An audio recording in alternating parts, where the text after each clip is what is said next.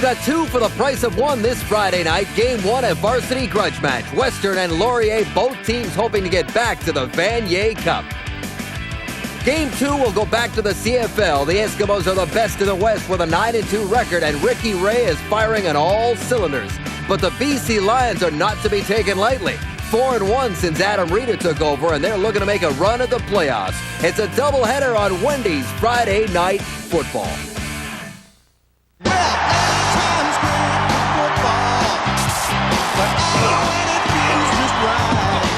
We're gonna kick back, relax, watch some football on a Friday night. It's Friday, and we're gonna be hard to tame. It's Friday, from coast to coast, the CFL is Canada's game. Well, we're all pumped up to party, and we're ready for a fight. Come on, get back, relax, watch some Friday Night Football. Boys are too bad. The CFL football game is up for grabs. It's Friday Night Football tonight.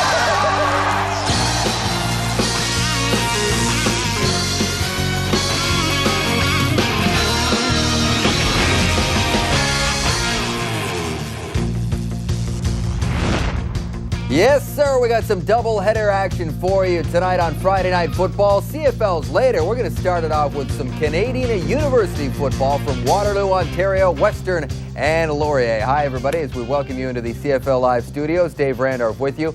As always, you got your Chris Schultz and your Matt Dunnigan and your Jock Climby. 6 hours of football dead ahead, and we're expecting a big one later on this evening when we take you out to Vancouver. A big Western Division matchup as the Edmonton Eskimos, with their 9-2 record, take on the surging BC Lions. But first up, as mentioned, some CIS football. And these are two Ontario rivals, two programs that won Vanier Cups in the 90s, the Western Mustangs and the Laurier Golden Hawks. Western, always tough, off to a 2-0 start. They've only allowed one touchdown all year. Laurier is 0-2, but both those games have been heartbreakers, and they're looking to get their first win tonight on national TV. And, Jock, this should be fun to watch some Canadian University ball. You came out of the program, out of Queens. You obviously have a lot of faith in this program. Well, I've got lots to say about the CIS. If you guys will let me talk for the next 10 minutes. Go ahead. I did come. Thank you guys, appreciate that. Two guys that play in the American system. But I did play at Queens, and I had great years there, 4 years. And I tell you, the one thing that I learned from playing in the CIS with CIU back then was that education can happen at the same time as sport. And that's what it teaches you in Canada.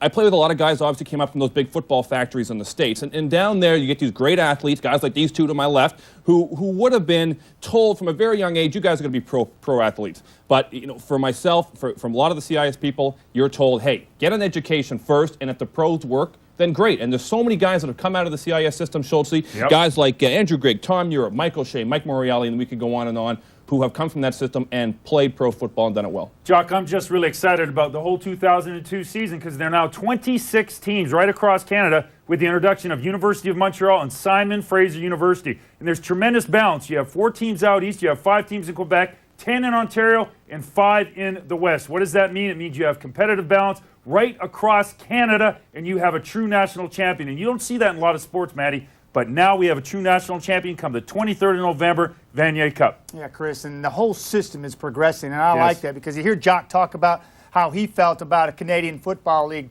a CIS ball player coming up and playing out of the university system in Canada as opposed to the United States. Well, I believe that it has to do with that carrot being dangled in front of that ball player's face. And the CIS player has now got that carrot. They've got a system in place where those players have an opportunity to feed right in the Canadian Football League or the National Football League and see life after university football. And to me, this is big steps forward, and it's gaining momentum year after year. Fact of the matter is the Vanier Cup is bigger than it ever has been. We'll introduce you to the starting quarterbacks for tonight's ball game. For the University of Western, it's going to be Chris Hessel, a third-year veteran there and with lots of experience, and Ryan Peer, the OUA Rookie of the Year last season. Hi, I'm Rod Smith at University Stadium. I'm Jamie Bone. Tonight we have the undefeated Western Mustangs taking on their arch rivals, the 0-2 Wilfrid Laurier Golden Hawks. We're here in Waterloo with the opening kickoff coming up on Friday Night Football. Another week of school is done. On to the stadium to watch some football here on TSN University Stadium in Waterloo for part one of a doubleheader, CIS and CFL. And the weather couldn't be better. A slight breeze coming in at 19 kilometers per hour, but a beautiful night for football. And Larry Haler, one of the all-time greats and approaching the all-time record for victories in CIS football in his 18th season, and Rick Smith in his 9th season as head coach of the Wilfrid Laurier Golden Hawks. Now, Laurier won the toss and deferred and will kick off to the Mustangs. Laurier to your left. The Mustangs will have the football, and Marty Robertson back there to receive it. 0-2 Laurier against its arch rival, the 2-0 Western Mustangs. As week 3 in the CIS is underway off the foot of Ed Becker. Squibs it down for Christian Heffernan into the end zone, and out it goes for a single point. First play of the game, and Laurier is on the board. Becker's kickoff goes into touch. And leading the way for the Mustangs, third-year quarterback Chris Hessel. In discussion there with Larry Haler, this is the offense that he has to work with. Now keep an eye out for number 2, Andy Fantu, who's only in his first year, but many great things are expected from that wide receiver of the Mustangs. And up front, less experience on the left side of the line with Mitch Gasconi and Nick Tansley. A little lighter on that line for the Mustangs. Could be an explosive offense with Hessel at quarterback. Drew Solon, the leading rusher in the CIS after a couple of weeks, in 1st and 10. And Solon's the ball carrier, and a good gain on first down up across the Mustang 40.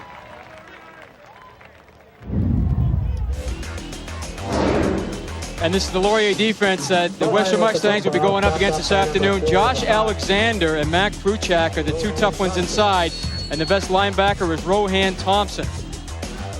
Defensive backs are led by senior David Agro at the safety position. Healy and Frake at corners, and Smeaton and Logan are inside. Gain of 5, 2nd and 5 for the Mustangs. And Chris Hessel fakes the handoff, turns around to pass, wants Fantu's, goes a bit too far. He got turned around, and the Mustangs will be punting. They had good pressure, Jamie, on Hessel that time. This is a very good Laurier defense. You know, it's one of the things that Larry Haler said coming into the game today, that this force unit is very good, very physical to get up the field real fast. You can see they try to pull the right guard. Hessel sits in there, but you can see he's got all sorts of company. Looks like he kind of went down hard on that right knee. Brings up 3rd down for the Mustangs. Western did not want to get in this situation right off the bat where they have a strong wind in their face and then they have to punt from deep in their own end.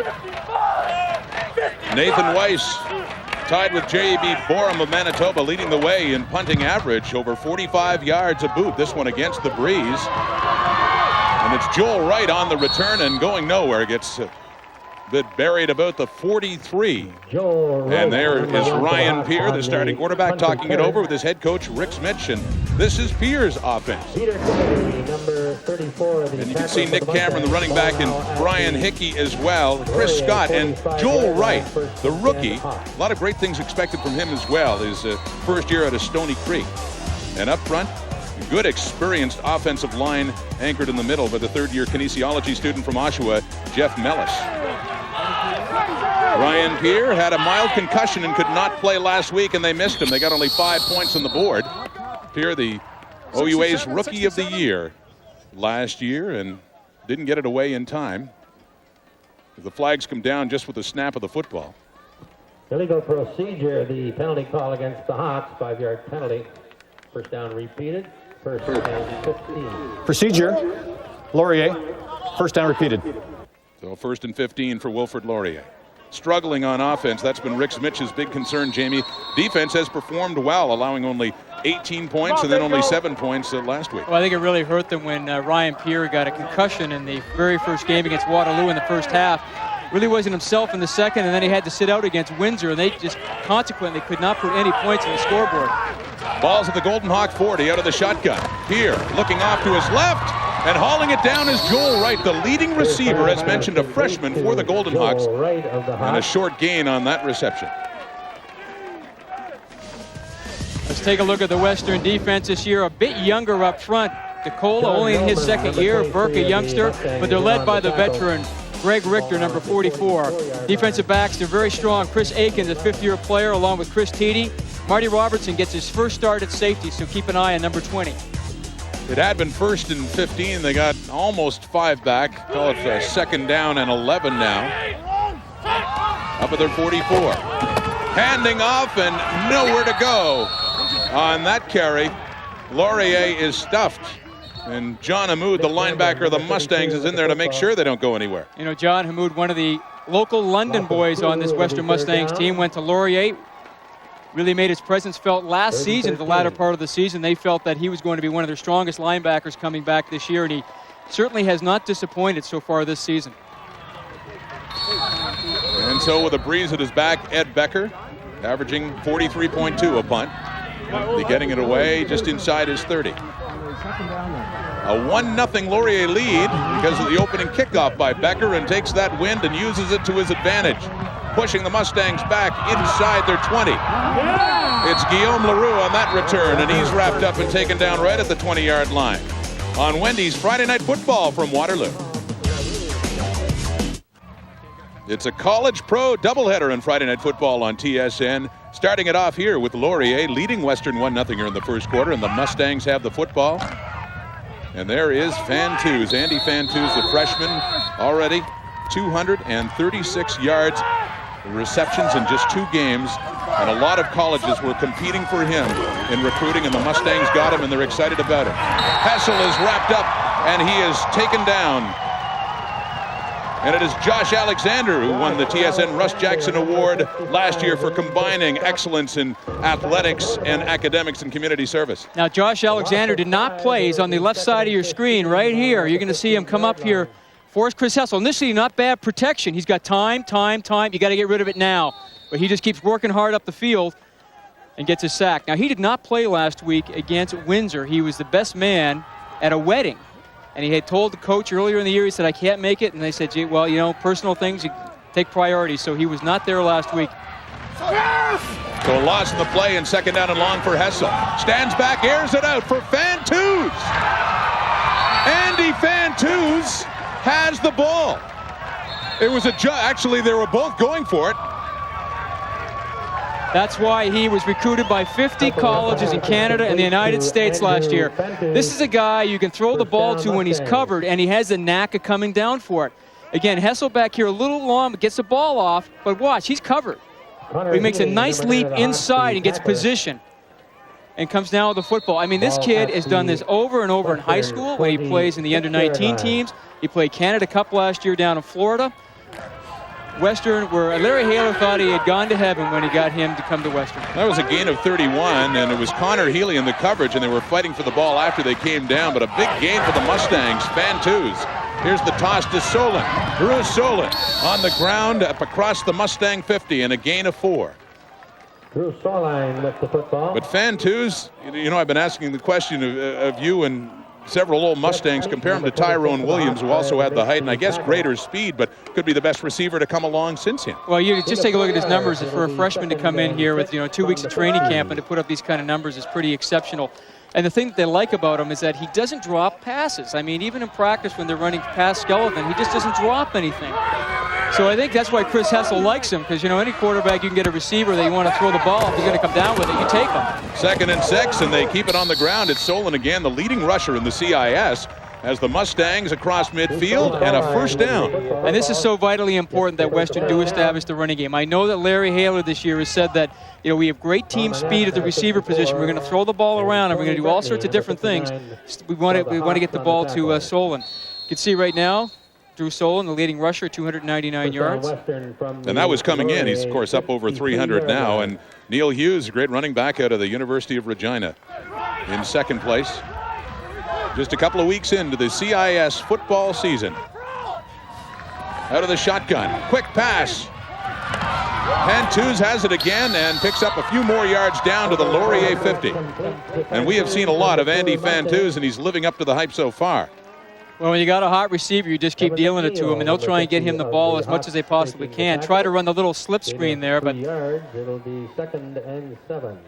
But they have a lot of receivers this year. They're all 1st and 2nd year, and they really felt that when Andy Fantuz, you know, he's already now has more yards than Western's leading receiver did a year ago. That's extraordinary. After 8 games. Now he's only in, what, 2 games and a quarter. Very early into the 3rd game. That is incredible. Passing again, Hessel. And this time he wants a different man, and he gets him too. Greg Ross for the touchdown Mustangs. A 50-yard pass and run. Greg Ross has it, and Western takes the lead. And you'll like it because Greg Ross is an Ottawa boy, went to Ashbury College. Rick Smith does not like it at all. You know, it's real tough when you get beat just with pure speed, and this is exactly what they did. The offensive line gave Hessel enough time. He pops it up. This is just straight one-on-one coverage. And Greg Ross just outruns the defender. Jeff Smeaton on the coverage there for Laurier. And Greg Ross, yeah, in his 2nd year, a business student from Ashbury College, as you mentioned, Jamie, from Ottawa. That's a big catch, and there's the convert by Nick Spasic to make it a 7-1 game for Chris Hessel. It was Hessel to Ross, and the Mustangs now lead it here in Waterloo.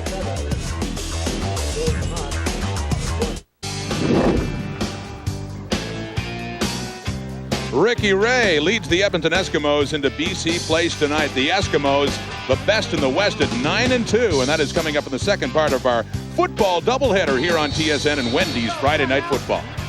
After we're done here at Waterloo, the Mustangs kicking off after scoring that touchdown, now leading it 7-1. O.J. Tasse on the return for the Wilfrid Laurier Golden Hawks, who come on the field now trailing in this game, and this is why, Jamie. The 50-yard touchdown pass to Greg Ross. Well, very good protection up front, but, you know, this is really all Greg Ross. This is just saying, you know what, my receiver can run faster than your defender. And he just blows by him, and Chris Hessel puts the ball up and lets him run underneath it. Chris Hessel's 4th touchdown pass of the year.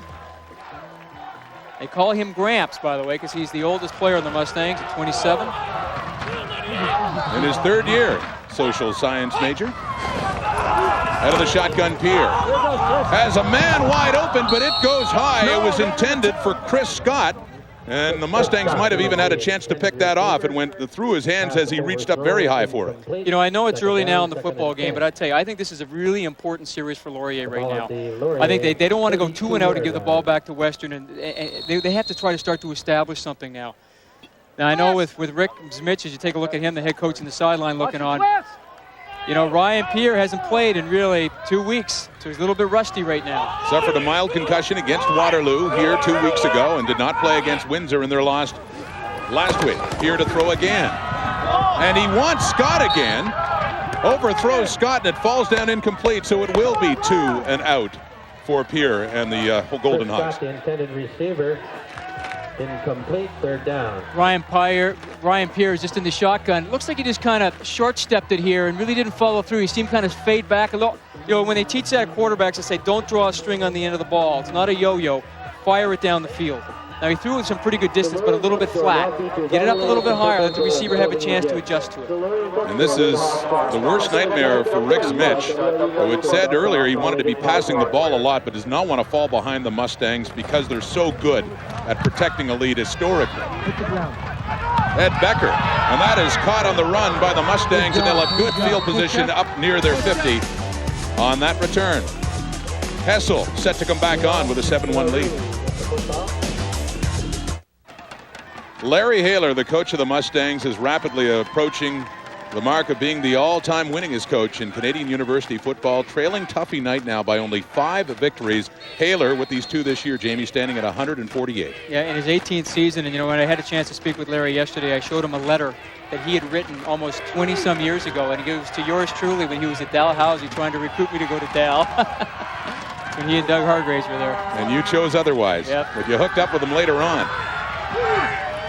On the screen to Solon, and a good gain on 1st down.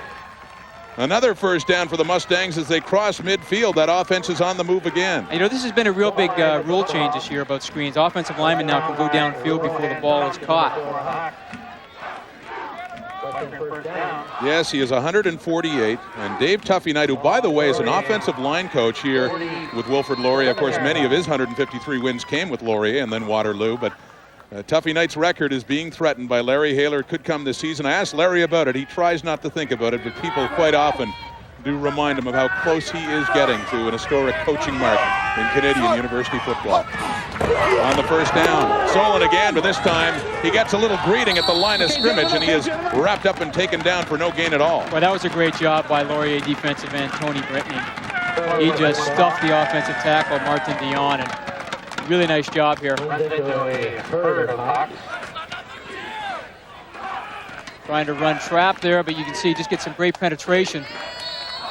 And Tony Brittany, he wasn't fooled at all. He stepped hard into the gap and made a nice tackle. Didn't get close to a yard on that. The ball at the 47 of the Golden Hawks, so a second and long situation for Hessel. And they have thrown the ball very well. We'll be passing again here as Hessel steps back and looks left and throws left, and he has his man. Another completed pass. Kevin Cahill on the receiving end there for another first down for the Mustangs. Hit by Stephen Freight in the 25 of the Hawks. Pretty good stick right there, but you know what? You can't play 15 yards off the ball if you're a corner. You can't give that much of a cushion. I know they respect the speed of Western's receivers, but you got to come up and play him a little bit tighter than that. It was Steve Frake coming in, making that pop, but nonetheless, another completion for the Mustangs on the move inside the 35 of the Golden Hawks, now leading it 7-1.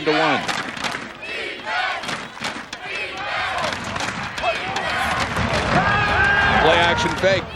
Lots of time. End zone look again. Intercepted. But a flag comes down. Frake with the ball. And ridden out of bounds up around the 20. Steve Frake with the pick as the flag goes down in the end zone. I think, I don't know if it's going to be pass interference. It could be close to who it's against. I'm not sure if it's against Laurier or Western.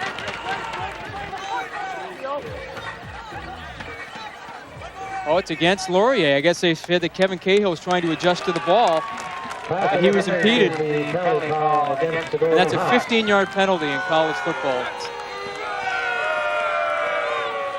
Some boos smattering down here. The partisan crowd for Laurier. On the defense. Trying to run a thin post on the backside. Well, that's incidental, I think. I think that's Laurier got robbed on this one.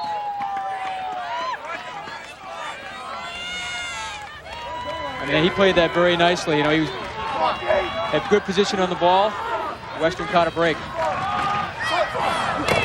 So it moves down to the 16. And the Mustangs are running the ball. And that's Mike Bonk, the fullback. And that play used to be Western's bread and butter, the inside trap. They really haven't run it as much since Tim Tyndale kind of left the program a few years back. Mike Bonk, one of the local London kids playing at Western, went to Catholic Central High School, as did a number of them on this Mustang football team. Well, it's down to the 15. It'll still be a second and long, but 7 yards to go. Handing off again. This is Solon. Tries to go it outside. Will not have the first down, but he works it down closer to the 10. And field goal country for Nick Spasic. A chance to put 3 more on the board for the Mustangs. Well, they like to go inside and they try to run the toss play, and it's really, nothing fancy about the blocking scheme there. They just reach everybody and get on a guy and engage him. They try to string it out long enough so they let the running back try to find a hole, but Laurier did a very good job of scraping down the line and stopping Drew Solon for only a couple-yard gain. Now this is where they've had trouble, Rod, this year, because their normal kicker, Rob Picula, broke his leg in the very first game. And so they have Nick Spasic, who's the backup tight end and backup kicker. That's placed around the 20, and he misses it, so they have to throw it away. So there you go. You just talked about the trouble that they have had, and something went awry with the hold and the kick, as they didn't. And Laurier are too good of a team not to take advantage of these points when you have the chance at them. Take the snap was okay. I'm not sure what happened, why the kicker didn't kind of kick it through. It looked at first glance like Spasic just missed it. It looked like the hold was down. Well, how Picula broke his leg was the snap went through the holder's hands to him, and he tried to run it. And when he got tackled, he broke the fibula in the lower bone in his leg, and he's gone for the season. So a good break for Ryan Peer, and the Golden Hawks hemmed in deep in their own territory, but still down just 6.7 to 1. Peer throws it off, nearly intercepted. So incomplete, but that would have been a Mustang touchdown. That was Kevin Mackey, who almost had 6 points right there. They're trying to run the cross and say quick inside. That's why he plays defense. He doesn't have the hands. So call that 2 good breaks for the Golden Hawks after the botched field goal attempt and then a near interception for a touchdown. You know, and usually that's his read. He should be looking at the inside guy when you have running a cross pattern like that. Throw to the guy he doesn't go with. Here. Looked like he tried to run a draw on that. And that play got mixed up. But he completes it anyway. A nice pass and a nice catch by Joel Wright, the freshman out of Stony Creek, and a first down Laurier. Well, we talked about at the top of the show about how these teams are going with the youth movement right now, and Joel Wright has been elevated from being a backup receiver. This is a real nice job. You know, run, play, action, pass. Pierre gets in trouble, and then he comes back. This is what's great about him. He's got escapability. Then he does a nice job throwing back in. You know, most coaches tell you not to do that, but boy, did Joel Wright ever stretch out. Out of Stony Creek, Saltfleet High School, he had 5 catches last week against Windsor, and they said, you're going to be our starter this week. On first down, and putting it on the ground this time, Nick Cameron. The ball carrier for Wilfrid Laurier. Up near the 35 for the Golden Hawks. You know, Laurier, we talked about Joel Wright being first year. We got Will Northcott, his first start tonight. He's a freshman. And actually, you would like this because Will Northcote, his brother John, of course, you being a Queens grad, caught the winning touchdown last week for Queens against Ottawa in the last dying seconds of that game. I'm nonpartisan, though, unlike you. Actually, I'm just kidding you. It's always harder when you're doing a Mustangs game, isn't it? And handing off again on second down. They needed about 4. I don't think they got it, and the punting unit is coming on for Wilfrid Laurier. You know, we had a pretty good gust of wind here in the first quarter, but as soon as that sun has set, the wind has literally just died off. Things have calmed down here at the home, not only the Golden Hawks, but the Waterloo Warriors as well.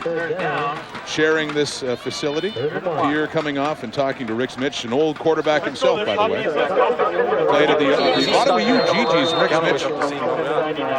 Don't predetermine Joel on him. Don't predetermine him. The last read guy. Understands the position, having played it and having been named the best player in the country back in 1982. Heck Crichton Trophy winner. You know, I like that shot of Rick Smith talking to his quarterback. You know, it's a learning experience. He knows he's young. He's going to have to suffer through it. But I tell you, McMaster did this with a guy named Ben Chapdelaine. First 2 years, he struggled a little bit. And then, boy, was Greg Marshall ever rewarded in that McMaster program rewarded in 3rd, 4th, and 5th years. Greg Marshall and Rick Smith, by the way, the only 2 in history to be named Coach of the Year and Player of the Year. Smith won the Heck Crichton in 1982, Coach of the Year, the Frank Tittle winner in 95, and Greg Marshall was a great running back. Receivers in here. And when I saw Rick Smith the other day, I said, are you coaching the cross-country team now? Because he has lost 85 pounds in a year. Lost a lot of weight, hasn't he? He said he weighs 190 now. He was up to 280 pounds. So on the high-protein diet. Congratulations.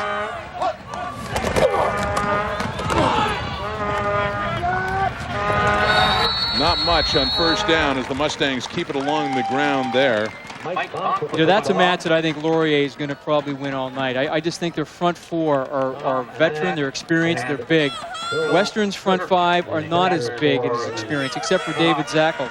You know, he's the only guy over 300 pounds. All the other guys are, you know, kind of in the 270-ish, 250-ish range. And this is a very good, you know, Gary Jeffries, who's the defensive coordinator for Laurier, he's been there for 18 years. 25 years at Laurier, but 18 years coordinator defense. Year in and year out, it doesn't matter what kind of a team Laurier has, they usually have very good defense.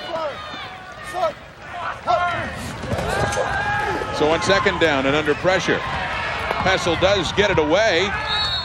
And coming back to the football He catches it. It is Andy Fantuz again with another reception. Yeah, he's a quarterback's dream. I mean, you know, that ball was that ball wasn't very well thrown. And I tell you, did he ever come back and get this thing? Chris is trying to look to get him right now. 3-step drop, no, not there. Then he gets pushed out of the pocket. Now he just throws this really short. That's just a great job by Andy Fantuz to come up with it. And a gain of 12. He had a 31-yard reception earlier in the game, and those are his numbers coming into this game. As you mentioned, Jamie, already with numbers better than any receiver for the Mustangs the entire season last year. Passing again, but he takes off instead under pressure and taken down for no gain at the Western 47. Coming in, it was Ian Logan to make sure Hessel didn't get any further. So off they go to kick it away. The first quarter is history here at University Stadium, 7-1 Laurier.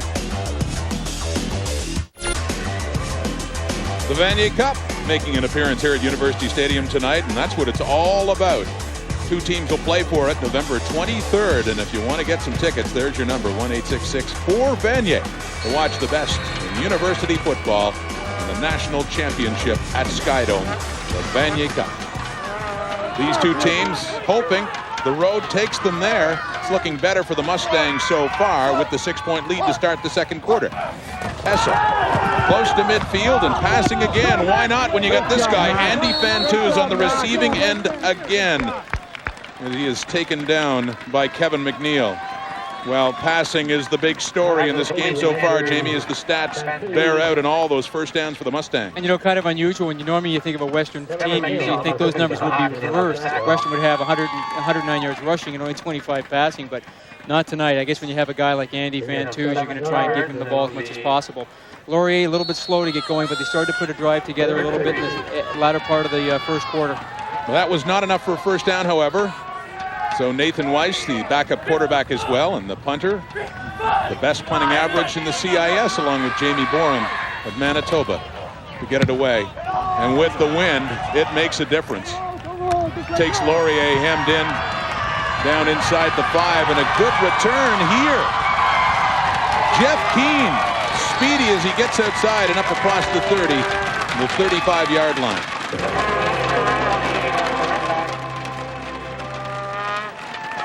It's been a difficult, emotional week for the Western Mustangs, and that man, Larry Haler, he lost one of his players, Michael Kirkley, killed in a plane crash landing in New Jersey. He and his wife, Sandy, passed away as well. Kirkley was a great running back, one of the stars of the Western Mustangs in the late 70s and early 80s, a teammate of yours, Jamie Bone, back in 1978, your final year. He was my roommate too for a year, and really is just absolutely horrible news. And our thoughts and prayers go to the Kirkley families. Well, absolutely. Just a devastating story. 2 children surviving in that crash, 2 boys, and you see him there in an old Toronto Argonaut uniform, drafted by the Argos back in 1982. And this is what they are wearing on the back of their helmets tonight. Is 21, remembering Michael Kirkley dying at the age of 42 in a plane crash. And not just a former Mustang, very active, I understand, in the alumni for the Western Mustangs at all the games. He was very active, and as you can see, they put the medical sign in there for his wife, Sandy, who was a orthopedic surgeon with the Fowler Kennedy clinic at Western, and they will both missed. Just an absolutely tragic event. Well, the Golden Hawks go 2 and out here, as they will be punting, but Larry Haler, understandably devastated by that. He was an assistant coach back with the Mustangs then, a long time with the program, remembers him well. And you talk about Michael Kirkley as a football player, and I do remember playing at Queen's at around that time and actually playing them in a national semifinal, the Churchill Bowl in London. And they had Kirkley and they had Greg Marshall, now the head coach at McMaster, and they had Ryan Potter as well. And that may have been, you know, one of the best backfields, not only in Western history, but, you know, the CIS has ever seen. Well, I think with those 3 guys, I mean, Greg Marshall in those days, he was protected. Kirkley was drafted number 1, and Ryan Potter, I think, went in the 2nd or 3rd round of BC.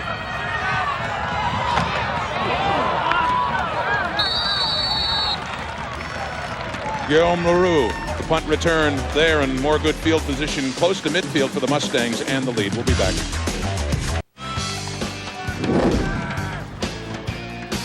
Starts with the CIS, and then it goes on to the CFL, the BC Lions. And Jason Claremont, he had a great game for the Lions in Ottawa a couple of weeks ago. CIS alumnus, Jason Claremont. A great product of the Regina Rams program, having a great year with the Lions. Claremont and the Lions coming up after we're done taking on the Edmonton Eskimos on Wendy's Friday Night Football. That's a nice thing about doing these college games, Rod, is because you get to see these guys when they're young. And I remember in '89 seeing a real young receiver at Queens against McGill. What was his name? I think his name was Jock Climby. Jock Climby. Came into his own. He had a bit of a CFL career too, didn't he? There's a good player, Drew Solon, up around midfield on that first down carry for the Mustangs. Drew Solon at a Richview Collegiate in Toronto. Went initially down to the United States on a baseball scholarship and played down in Virginia. And he decided baseball was not on the cards for him. Came back and enrolled at Western, and they're certainly glad he did. You know, Western also have another baseball guy, Christian Heffernan, who was drafted by the Atlanta Braves. And he spent 3 seasons in their organization, and then he came back, decided baseball wasn't in his future either. Make it football instead and get an education. 2nd and 5, that's Big Mike Bonk, the ball carrier. Not quite enough for that first down. It'll be very short. Looks like about 3rd and 1.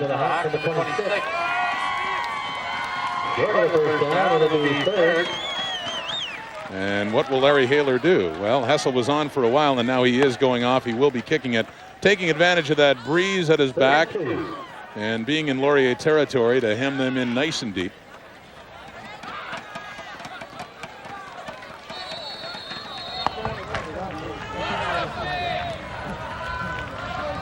Now, she's talking to Jeff Keeping, the rookie tight end, or sorry, second-year tight end, but this is his first start.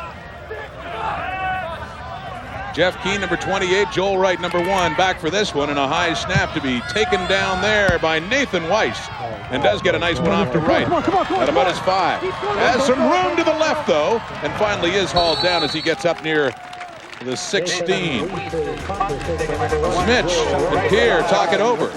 Laurier football when we come back. 11 years ago, the Canadian University football champions were the Wilfrid Laurier Golden Hawks, led by number 27, their outstanding running back, Andy Cecchini. He had 2 on the ground, as you see them here. And he also, from the former great quarterback at Laurier, Bill Cubis, hooks up with Andy Cecchini here. 3 touchdowns, big part of the offense, the reason why they beat Mount Allison 25-18. I'm not sure what it is about Laurier, but they seem to have a lock on Rookies of the Year, because Cubis was Rookie of the Year in '90, and Andy Cecchini was in '87. Better days for the Golden Hawks when they hoisted that up. Rick Smitch was an assistant to Rich Newbrow, head coach the Golden Hawks back then. Trying to get the program back to that level of 1991. Out of the shotgun is Pierre. Throws off to his right in traffic, and it is incomplete. He had a receiver. Could not hang on. Did have a receiver. Marty Robinson came up in the safety position and laid a pretty good lick. Second down, 2nd and 10. And Todd Galloway right in the seam right there. It was a well-thrown ball. Actually looked like he might have gotten tipped by Kevin Mackey. Marty Robinson initially came to the Mustangs as a running back, and that was after he had been down to Bowling Green, and they wanted to make him a receiver, and now he's on the defensive side of the ball. 2nd and 10, Golden Hawks trailing at 7-1 here in the second quarter in Waterloo. Under pressure, Pierre is taken down. John Saborko was there, the defensive tackle, doing a bit of celebrating, number 95. And Laurier will be punting. You know, I'm sure Rick is going to talk to him and say, this is a quick read right now. 1, 2, 3, ball's got to be gone. You can't sit there and wait for it. Yeah, you're asking a lot from the offensive line. You're saying, okay, just give me 1 second, 1.5 seconds here to get rid of it. But that's why really on quick, you got to almost know where you're going with the ball.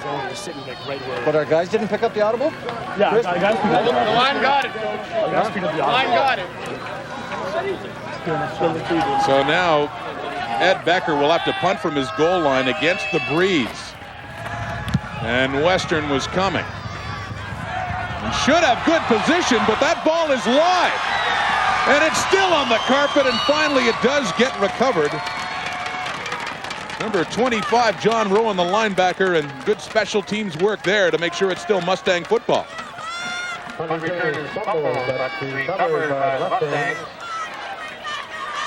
you get your eye on the ball, I mean, you got to make up your mind. You got to go or back away. You got caught in no man's land. Now the rush is on and panic starts to set in. Now the ball gets kicked away. Lucky that John Rowan, trailing the play, just jumped on the ball and secured it for Western. That would have been a big break for Laurier. It sure would have been. It was James Leach, the returner, who committed to the ball and couldn't hang on to it, and rolling around for a while, although turns out okay for Western because it rolled Laurier's way, and they have it, and it's inside the Golden Hawk 50. Good position on a play-action fake for Hessel. Over the middle he goes. It's complete. A first down for the Mustangs. Guillaume Leroux on the receiving end inside the Laurier 35. That was a real nice job by Chris Hessel to stand in there because Leroux had gone down and kind of hooked. But then Chris led him into the hole. End zone look, it's back play-action pass. When he throws it down here in the hole, he throws it into the hole, and he brings Leroux into the hole. That's a real nice job by the quarterback. Gain of 16 on that play-action pass, trying to hold the linebacker so they don't get back too deep. Nice delivery. Good job by the offensive line to keep people away from him. At the 33, Laurier. Western trying to pad the lead, up by 6 now. 9-12 in the clock until halftime. Hessel gets out of the pocket and then sets up and passes deep. Another end zone look, and it's batted away. The coverage was there for Laurier, and the intended receiver is the one who has the only touchdown in this game, Greg Ross. You know, I think Hessel there kind of bailed out of that pocket too soon. He had pretty good protection, then he got out of it, and then he tried to throw back across the body. Laurier's defenders are too athletic to let the ball hang up there that long. Straight drop back here. Wasn't bad. He gets flushed out. You know, there comes a time when you're a quarterback where you got to say, you know what, I'm going to just throw it away. You know, we're getting close. We're in field goal range now. Let's not throw it up and have a pick. So intended for Ross, batted away there by the corner, Connor Healy. On second down. Throwing shorter this time. Leroux has it. Tries to get close to first down yardage, and he is inside the 25. Very close to a first down for Western. I think Leroux says he's going to be short by about 1.5 feet. I think Western will go for it here. I think given the fact of what happened the last time they tried to attempt a field goal, they're not real confident in it right now. They're not really sure who their field goal kicker is really going to be. You know, they've been looking at other guys within their team, but they were resting everything on Rob Picula, and then, of course, after his injury. And indeed, they will be going for it. Hessel staying in, just inside the 25, and call it a yard on third down. Handing off, Solon has it easily. A first down as the Mustangs will move it along down near the Laurier 20. Drew Solon. And a big first down for Western midway through the second quarter.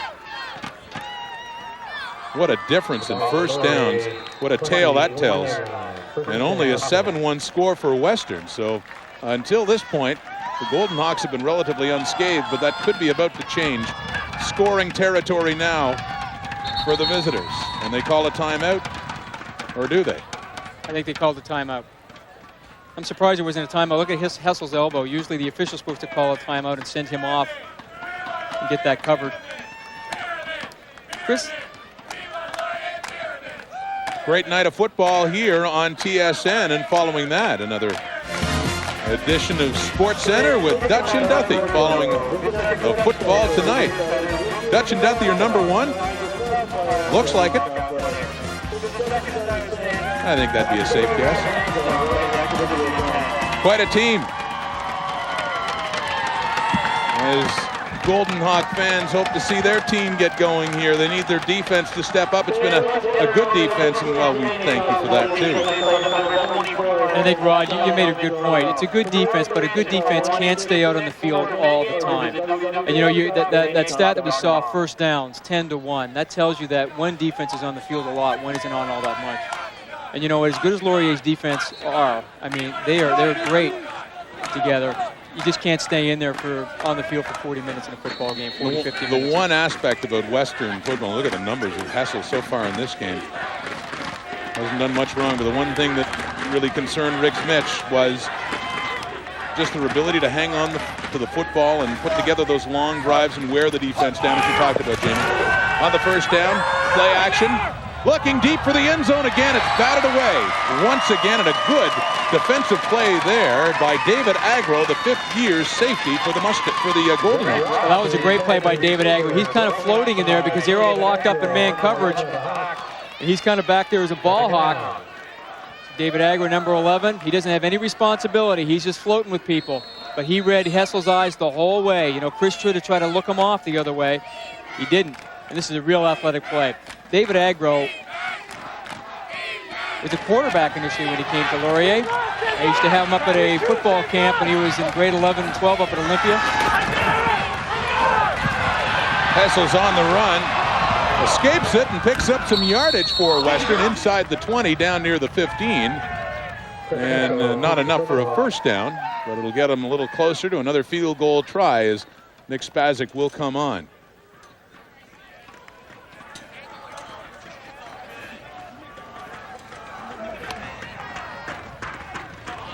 The last time, also from short range, in the first quarter, Spasic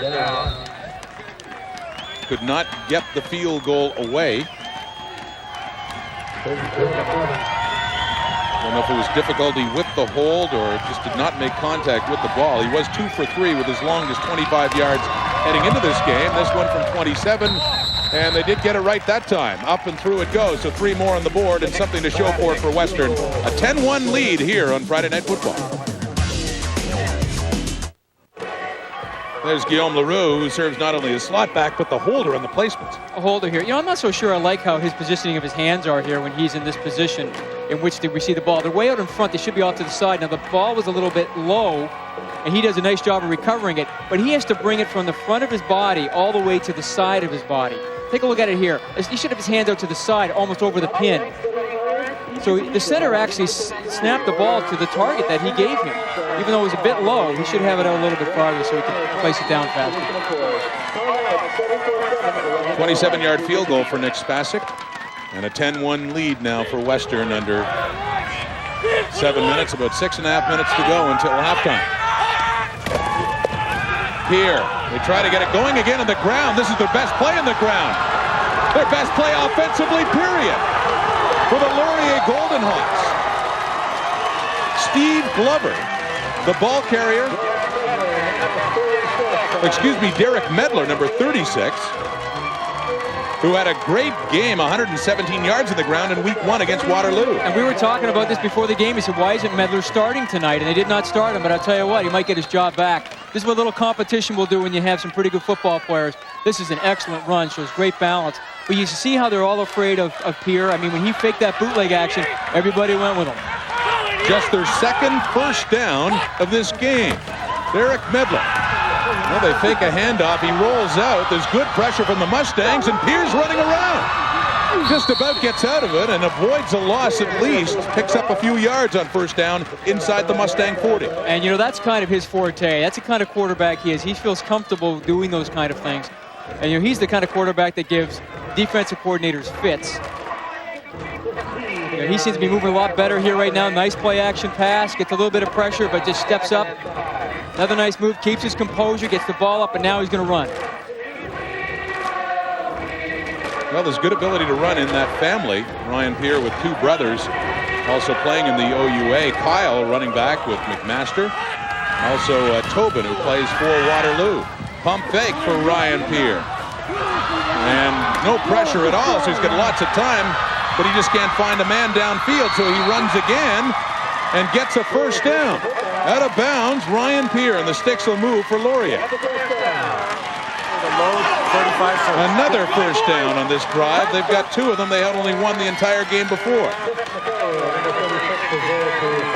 Coming out, he's trying to look quick. I think they're trying to do a pump fake and take him up, but he felt some pressure. You know, he keeps his head, keeps his composure, looking around for people. That was a real nice job. So good running by Ryan Pierre to keep things moving as Laurier tries to get back in this game, down by 9.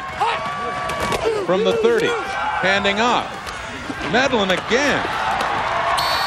What a good gain on the ground. Derek Medler, number 36, the ball carrier. He had the big one before. That offensive line did a dynamite job. They're trying to run inside trap, and you know, Medler wasn't even touched until he was about 5 or 6 yards down the field. Derek Medler in his first year at a Preston High School in Kitchener.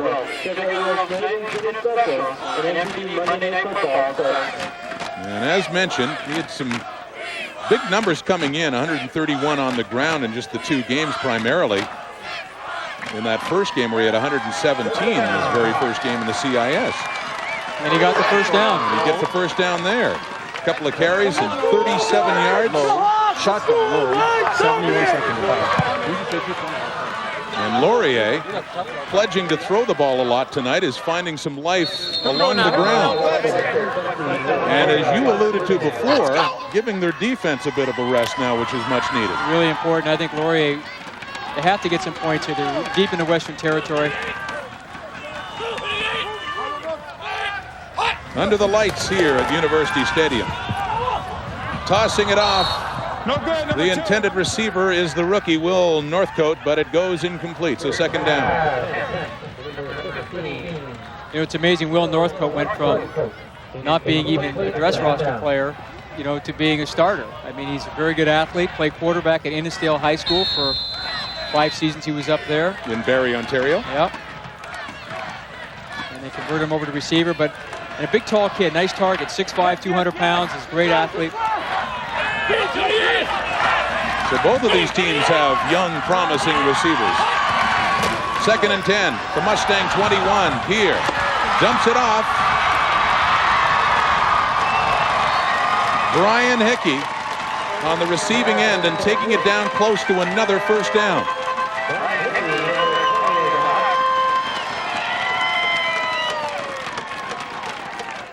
You know, this is the right call against this defense. Western come with a blitz. You see Hamoud comes up and then they run screen. So Borko's got to make that tackle. There's a real nice run by Brian Hickey out of Notre Dame, Burlington, Notre Dame. They picked up 8 yards in that play, so they will bring the field goal team on to see if they can get it back to a 6-point Western lead. Their kicker is Ed Becker. One guy that got hit. Let's go, a veteran in his 5th year, a BC native from North Delta High School in Surrey. His father was a kicking coach, Walter Becker. You probably heard of a guy, Mitch Berger. Sure, Minnesota Vikings. Coached him.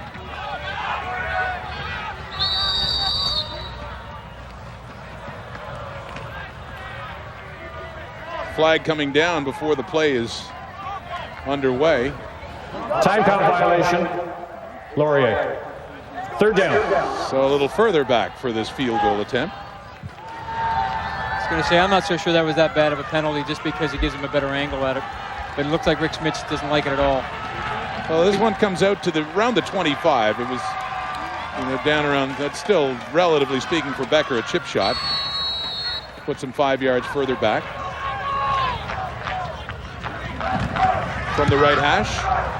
He had lots of distance, but he put it wide. And it is just down by the Mustangs for the single point. So only one more on the board now to make it a 10-2 game. Just the 1 point to show for the best drive of Laurier's game. No team from Ontario has won the Vanier Cup since the Western Mustangs did back in 1994, and what a game it was. Maybe the best game ever. Saskatchewan coming back to take the lead. Sean Reed with a late touchdown in this game. Ultimately, it took a field goal by Frank Jaggis to tie the score. The Mustangs had a big lead, and then they blew it. They had to come back and get this from Jaggis, 42 yards away, right at the end of regulation to force overtime. But in overtime, it was Mustangs. Anthony Lane on the punt return. The Mustangs got a field goal, but this is what broke the backs and the hearts of the Saskatchewan Huskies and Brent Franklin, their great quarterback. What a game it was, Jamie. I'm sure you remember that one well as well. And yeah, actually, the younger version over there on the left. Who is that guy? And that's Jude St. John, who was their captain, hoisting up the Vanier Cup. More pleasant memories for the Mustangs. And there's Big Jeff Keeping, the tight end, with a nice catch in traffic across midfield and a first down for the Mustangs. Well, that was a great catch by Jeff Keeping. And a nice hit by David Agro coming across in the safety position. Running streak right down the field here, trying to get in the seam between the safety. And see that Chris does a good job that time of looking him off. And that's what makes the play work in there. He looked one way, got Agro going one way, and then delivered a nice strike to Jeff Keeping. And he has to go off. Little Woozy took one in the chest. Gain of 29 yards for Keeping.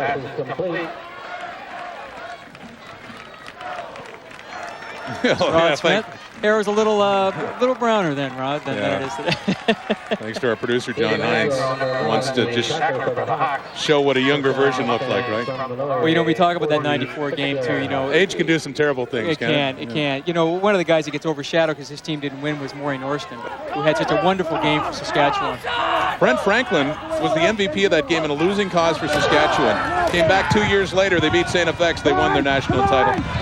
Franklin got his ring, much deserved. A great quarterback he was. And that was such a memorable game for so many different reasons. You know what I remember about that game the most was how celebratory the Mustangs were when they led by 18 to 20 points in that fourth quarter. They were cruising home, and the bench just tightened up as Saskatchewan, in a furious manner, with Franklin and, as you mentioned, Mo Norston, came back and actually took the lead by a field goal. Brent Schneider to David Blackburn. Great memories for that man, Larry Hiller. That was his second national title as a head coach. He won another one over the U of S. His alma mater, by the way, Larry Hiller, was a quarterback for the Saskatchewan Huskies, and I believe a teammate of Brian Towers's. He was a teammate of Brian Towers's as well, and he coached at the University of Saskatchewan when Dave Pickett won the Heck Crichton Trophy. He was his coach that year. Well, the Mustangs have quite a distinguished history in the Vanier Cup, more national titles than any other school. One of those titles actually had another one that came before, back in 1959, before it was the Vanier Cup. And in 71 and 74, I believe, under Frank Cosentino, and then under Darwin Samodiak. When you were there, Jamie, 76 and 77, and then under Larry Hiller. There's Larry Hiller with the mustache. I know. And that's Jamie Bone, the young QB, on the left. Yeah, we're going to head over to the saloon after this one. That's how old that picture is. That's Craig Levette, played in the CFL for a number of years with Hamilton, Toronto, tight end. We're actually having our 25th year reunion next weekend at homecoming at Western. So, from the 1977 national championship team. Yeah. What a memory that brings up.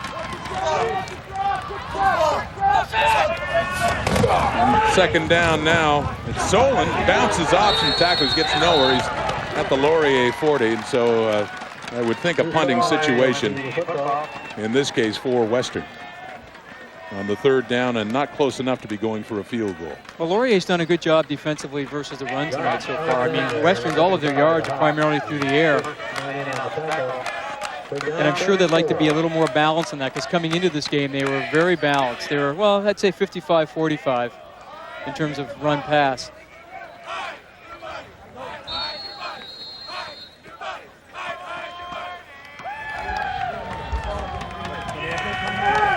Saw Jude St. John hoisting that Vanier back in '94, going on to play in the CFL. You get a lot from the CIS going on to play in the Canadian Football League. That snap goes high over Nathan Weiss. He's got to go back inside his 40 to get it, and still punts it away, partially blocked, and back to the original line of scrimmage. A little further along, David Agro picks it up and is looking for a block. What a play this is. Agro tries to turn it up, and finally is taken out of bounds very close to the original line of scrimmage, and a flag goes down just as he's written out. You know, there were some wild plays in that whole sequence here, and there were some really good plays in that sequence, even though it was a bad snap that started it all. I mean, Nathan Weiss did a nice job of getting the ball off. I think there's going to be a clip.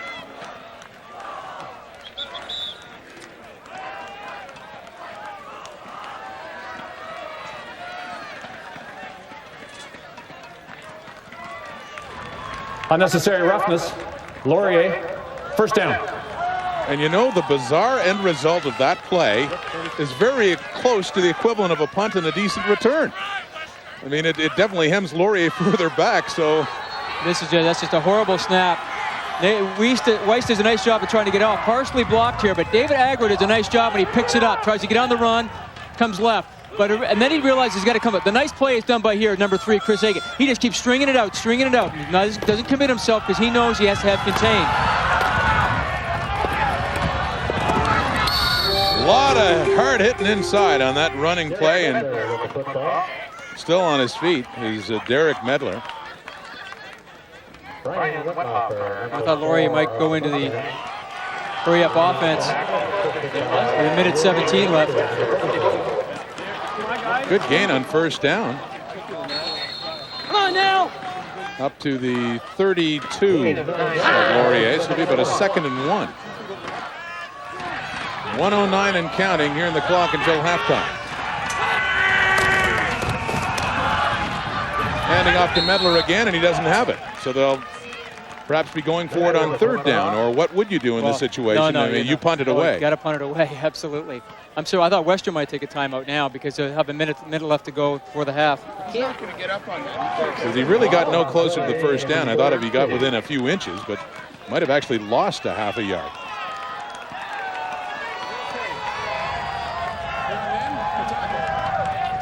Ed Becker, the punter for Laurier, standing inside his 20. And he's going to try and run as much time off the clock as possible. They do have now 20-second clocks in each end zone, so he's looking at the far end zone clock. He'll wait until it's right down before he snaps it. End over end punt to Guillaume Leroux at his 40. And that's where he goes down, just inside the 40, so 38 seconds to go and a 10-2 lead for Western. Maybe just content to run out the clock.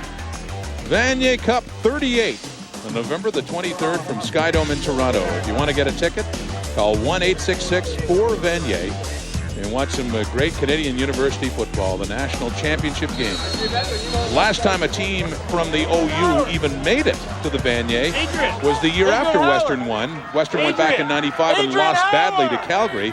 No team from the OU, and of course another great CFL, well, went on to have a pretty good CFL career, Don Blair. The Calgary Dinos had a brilliant game, the Heck winner that year in '95, but it's been quite a drought for the OU. Getting there, nearly intercepted there by Tony Bretney. And that would have given Laurier a chance to see if they could drive down and pick up a few more points. You know, you got to say in a situation like this, you can't have your quarterback hurt you. You know, you can't hurt you. You can't make plays like that. You know, they're trying to run screen pass here. They run a twist up front. And boy, he sniffed that out. He just stayed there and waited. You know, he knew something was coming. You see the twist in the front there? That's all right. Then he dumps it off. Boy, that was close. He could smell it. 2nd down and 10, 34 seconds on the clock. Not content to run it out. Leroux on the receiving end.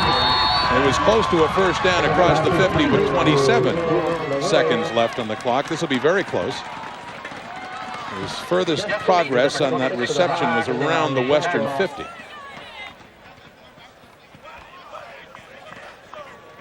They've gone away from Andy Fantuz. I don't know why. He started out so well. Even when he's double covered, if you just throw it high, I mean, he's going to come down with it. Exactly. They're going to be short, I believe. Wow. Not short by much. It'll be a 3rd down and an inch. First down? First down. They actually, on the angle we had, it looked like maybe it was just shy, but they give him the first down. And you always say, I think when you're the other team, like, maybe there's a little kink in the chain. Right, stretch it out, stretch it out. Pull as hard as you can. Sneak, get set! He got going. Get set, get ready! Sneak, get set! So the Mustangs don't appear to be content with the 8-point lead. And they've shown a trend to throw deep in a lot of situations. Not too deep that time, just across midfield, 12 on the clock. So why have they gone away from Fantuz? I'm not sure, because I think he's running pretty good routes right here. He's open right there. He's in that hole. You know, sometimes a quarterback, you start coming off people a little bit too soon. You start giving the other team a little bit too much credit. They go, you know what, he's caught 4. They're going to jump him. You throw him a ball, he doesn't catch it. You think, okay, I'll go away from him. You can't do that. You got to come back to him. He's your guy. He's a leading receiver for you. You got to you've got to deal in the ball. This guy can get the football. I'm moving in. And the Mustangs have shown quite a bit of balance in their passing attack in the first two games. 11 different receivers caught footballs in those first two, primarily against Windsor in week 1. And that one was off to Keeping. He had one earlier, another big gain for Jeff Keeping, the tight end, and a first down. Back and all right after taking the hit and going off to the sideline, but only 3 on the clock, so now I guess an end zone look, Jamie. Well, I think you're going to see 3 receivers to one side. They're going to Hail Mary it. You know, they've got pretty good speed out there, and maybe jump ball. Is he the prototypical Hail Mary receiver? You get a guy that tall. Well, I guess you want to go to the ultimate. Randy Moss, of course, is, but I mean, you got a tall guy here. You get him down into the end zone. Well, it's either that or you put him on the short side of the field, you put everybody the other side, and you try to hit him coming across. Look for them to look to Fantus, or no. They do look for the end zone. It's intercepted by David Agro, who runs it out of bounds and will run out this half. Not a bad half for David Agro. And all things considered, just gets out of bounds and pays a price there right at the end of the half. Slow to get up, or still down is David Agro. And there's booing here at University Stadium for the rough ride he took. No, that's a stupid play, too, because you're going to tag that on at the beginning of the second half. And he's the one they talked to about the penalty. Oh, well out of bounds. Ridden out there by number 60, Nick Tansley. But for Agro and the Golden Hawks, this is not so bad to be down by only 8 points, because the Mustangs have thoroughly dominated this game.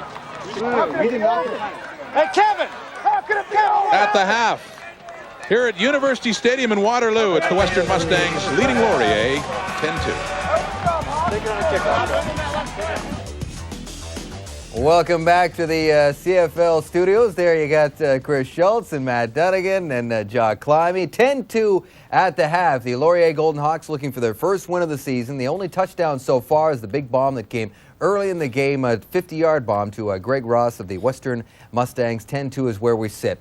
Both of these programs you're watching tonight have sent many players into the CFL. That's especially true with Western, and a few of these players you're watching tonight may go on to play in the Canadian Football League. And when you're talking about Canadian talent that goes on to be professional football players, Matty, it always comes back to, why don't we have more Canadian-born quarterbacks in the CFL? I don't know, Dave, and I'd love to have this conversation with Russ Jackson, because I think he would think the same thing as I do and along the same lines. I had a chance to speak to David Braley earlier on in this football season, and I approached that subject. I said, I knew the CBA is being negotiated now. Can we not see the third-team quarterback on every team become mandatory, that it's a Canadian Football League player, so we can start producing Canadian quarterbacks in this league? I think it's a great way to create fan interest, guys. It's a situation where I feel strongly about this, because I've played with the likes of Greg Vavra, Larry Justanis, Julio Caravata, and I've had the opportunity to see these guys perform. They've got the capabilities, and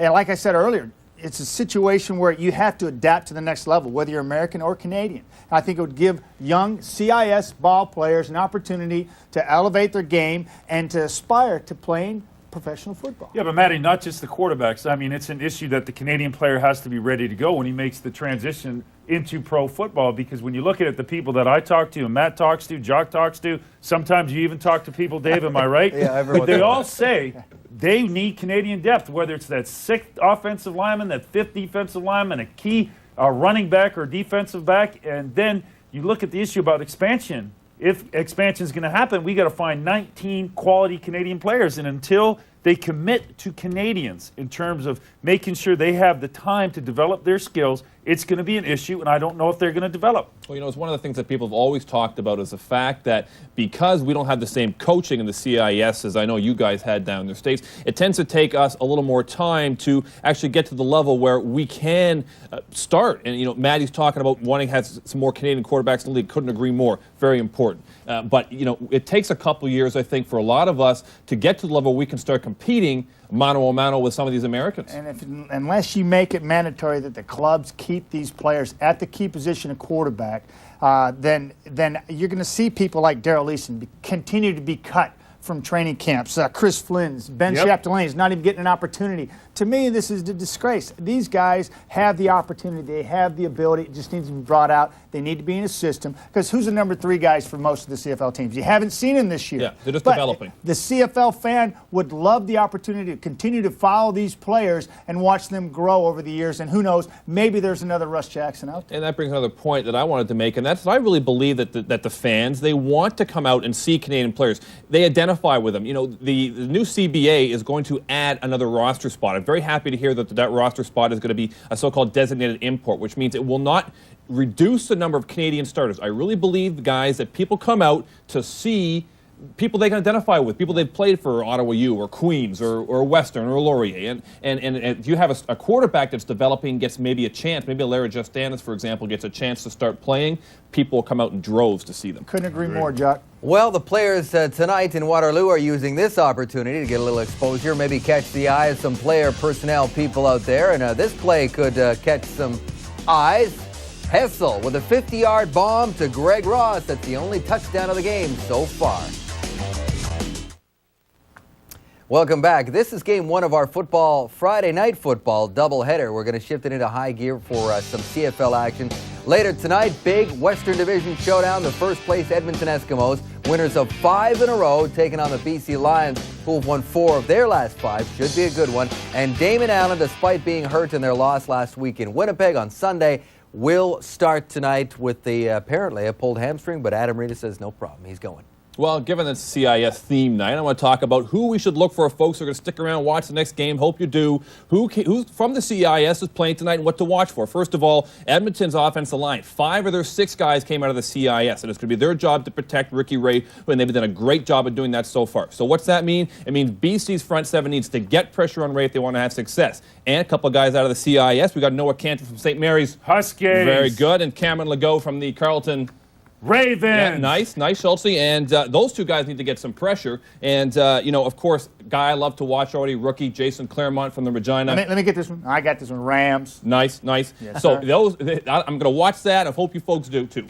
When I look at this game, the only thing I'm worried about when it comes to Edmonton Eskimos is complacency, because things are so good. They're going so good. I would be very worried. They beat Calgary twice. The last 2 weeks, they've had 4 players that were CFL Players of the Week. I think anytime things go good, your coach has to take a moment, look back and say, guys, I am worried because everything is falling into place, but we're only about halfway through the season. I think they've got a great opportunity to win, but at the same time, don't underestimate BC, eh, Matty? Oh, Adam Rita, he's cussing like a sailor, and I love it. Yes. Man, he is getting up in his team's mental aspect of the game, and he's setting up the Edmonton Eskimos who are coming into the Lions' den. I think they're going to get ambushed tonight. I think Adam Rita's taking the same ploy he did with the Winnipeg Blue Bombers when they started their 4-win streak, and I think he's challenging his football team to play better. Certainly they have to. Last week they played the poorest game, in Adam's opinion, against the Bombers. And it's a situation where I think he's going to have this team ready to go against the Eskimos, and I think they could be getting ambushed tonight. Oh, it's going to be a that's good tough one. for me to say, Dave. That's well, tough for me I know. to say. Well, you played for everybody. It's okay.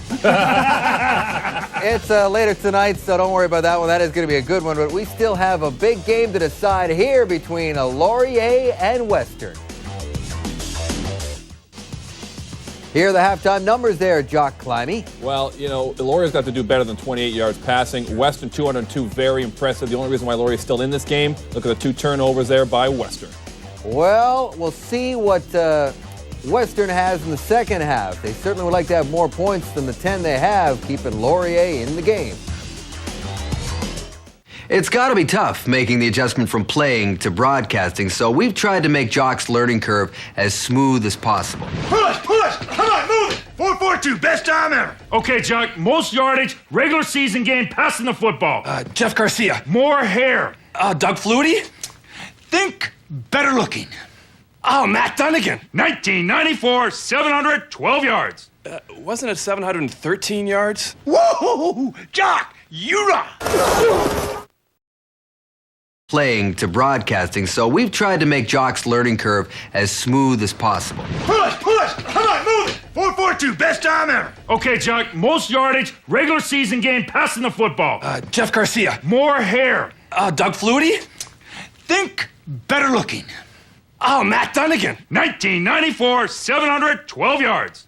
Wasn't it 713 yards? Whoa! Jock, you rock!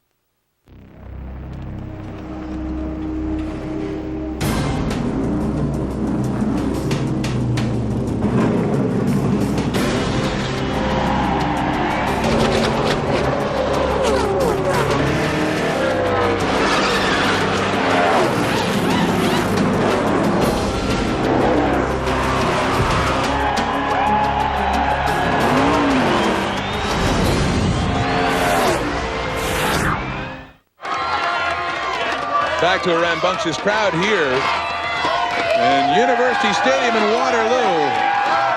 They're cheering on, but they need their Laurier Golden Hawks to produce a little bit more now, and they have a good situation to start this second half. Thank you, we love you too. But a penalty against Western at the end of the half, a roughing penalty on Nick Tansley, means the Mustangs will be kicking off at their 30 instead of the 45. Laurier had the choice to start this second half and will take the football with Jeff Keane from his 30. Runs into his own man, and it runs straight across the field instead of up. They tried to set up on the right side, and he gets very little on the return. They could have had something more to show for that in field position, but they'll start from around their 30. Ryan Fear, a rough first half as you look at the comparison of the quarterbacks, and much better day for Chris Hessel, Jamie. Yeah, there's not really much of a comparison there, but I think the only solace that I think Rick Mitch can say is that the last series that Laurier had here looked a lot better than he had in the first 28 minutes. The other thing is that Laurier only behind by 8 points. That's one play.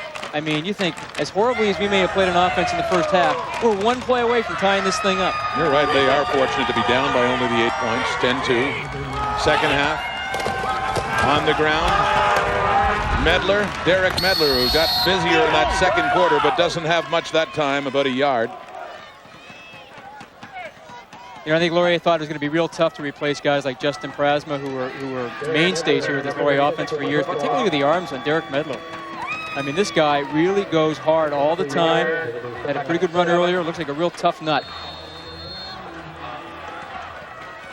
And a local product out of Kitchener. Talked about the Mustangs with a lot of London kids going on to play for Western, and the same is true here in KW. A lot from the Kitchener-Waterloo area, playing with not only the Golden Hawks but also the Waterloo Warriors. Out of the shotgun on second down and long.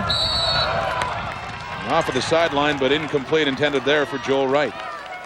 So a punting situation right away, 2 and out for Wright and the Laurier Golden Hawks.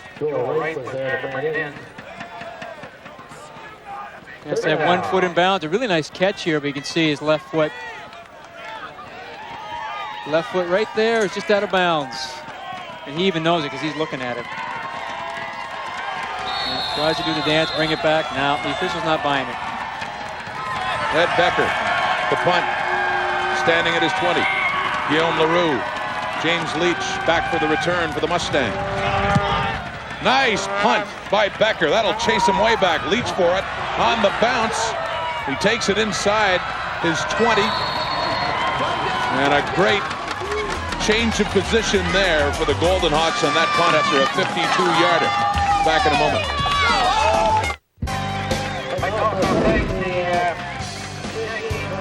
BC Lions will try to get back to their winning ways with Alfred Jackson looking to help out as well. It's the Lions hosting the Edmonton Eskimos. Part 2 of our doubleheader. Wendy's Friday Night Football from BC Place. It's kind of a college pro theme we're going with tonight. And we'll be doing it again this year as well. It's first down for the Mustangs. They have the football up around their 35. Running off tackle is Drew Solon, and a good gain on first down, about 4 or 5 yards. Leading rusher in the CIS coming into this game.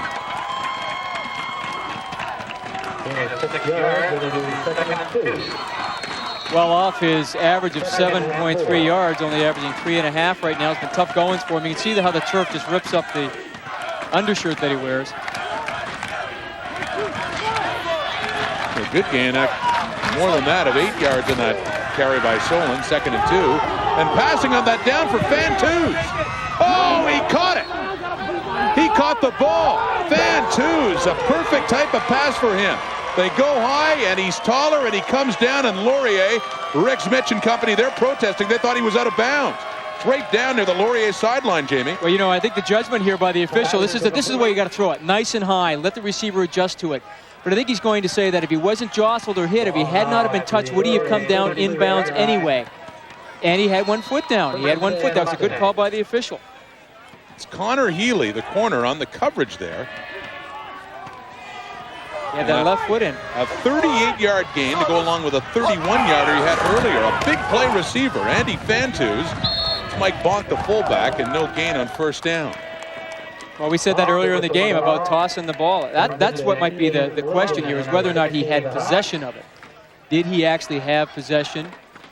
It looks like he has it there. It comes down, he's got it, but they're saying that when he came out of bounds, the ball came out. Yeah, you know, Laurier may have a point here. Depends on when they rule him down. Now, the ground cannot cause the fumble. He's down now because his knee's down. Now, if he has the ball there, it's a catch. If it's coming out, it isn't. Down from the 31, passing on second down, over the middle, Fantuz. Not that time, no, keeping the tight end on the receiving end. Another tall receiver for the Mustangs, but it's another first down inside the 20. Now, it's real nice poise show by Chris Hessel. Sitting in the pocket. Jeff Keeping getting his second reception, or maybe his third reception this evening.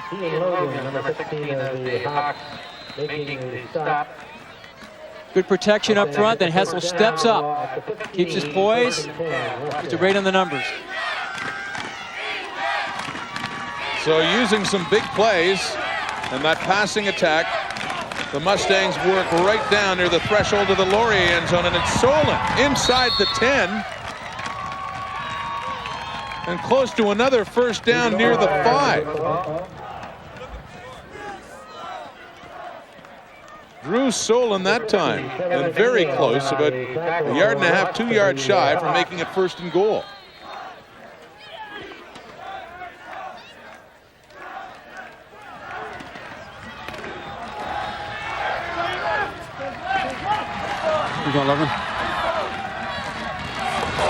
Running again, Solon has the first down inside the 5. It will be first and goal for the Mustangs.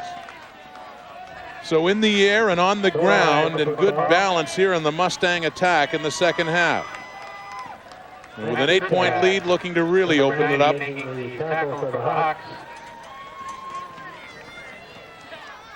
And this is where really Laurier are very good down the goal line here. And this is where we talked earlier about the mismatches on, Nick Tansley, only 245 playing left tackle.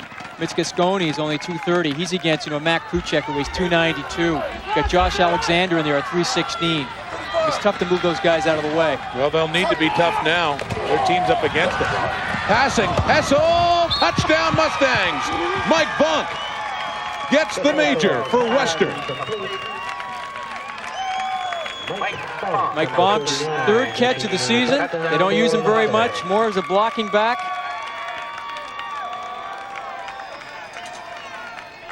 Try to put Fantuz on the right side, run play action pass, hold the linebacker, and then hit the fullback out in the flat. Normally the fullback would come out there, look like he's going to kick out. They hand the ball off to Solon.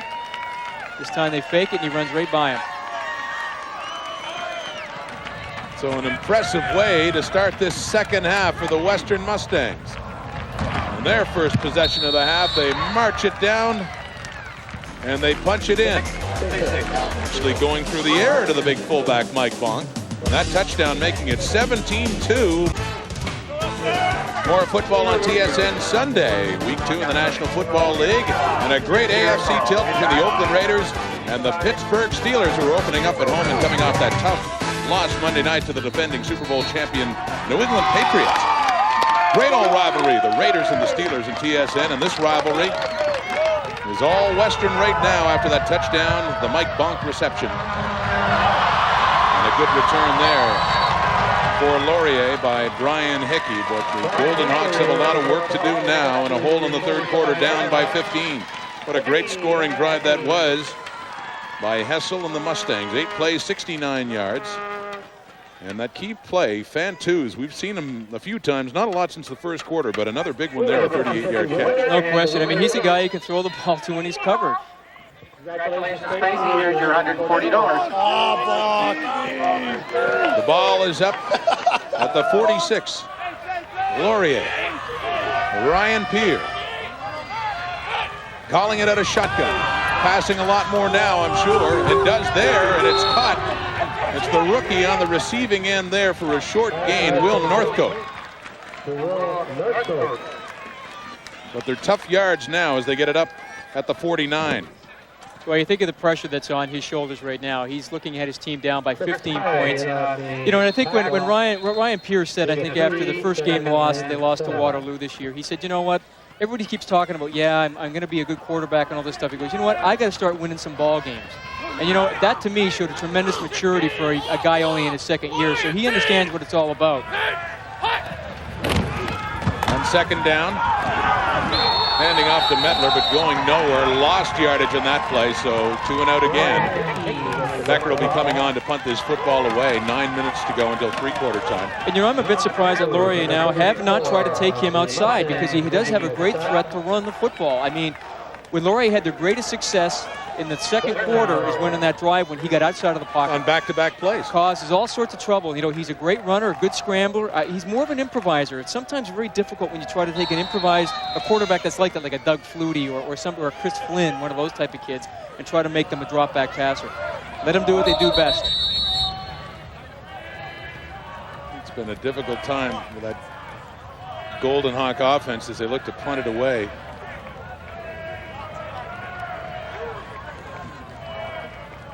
Well, this is what they've done in their first 2 games. A heartbreaking loss right here against the Waterloo Warriors in week 1. They had that one in the bag, but then a late touchdown by Waterloo gave them the victory, but produced only 16 points. And then a disaster last week against the Windsor Lancers when they scored only 5. Now, Pierre didn't play in that game, but still. They had some missed field goals. They had some trouble that way. They had 1 field goal blocked. They missed 3 field goals. And, you know, they had a great first half. I mean, between the 20s, they were moving the ball pretty well. But then in the second half, Windsor shut them right down. And yet for only 21 points in 2 games, they lost by a grand total of 4. That ball is fumbled, and they do need something like that. A turnover. Guillaume Leclerc lost the ball. LaRue, excuse me, and it is the Golden Hawks recovering it. So a big break for Laurier, down 17-2. That's the break that you needed. You know, this is one where if you're going to field it, you got to field it clean. He just took his eyes off it, trying to look at where he's going to run. Guillaume LaRue dropping the football, and the Golden Hawks recover it.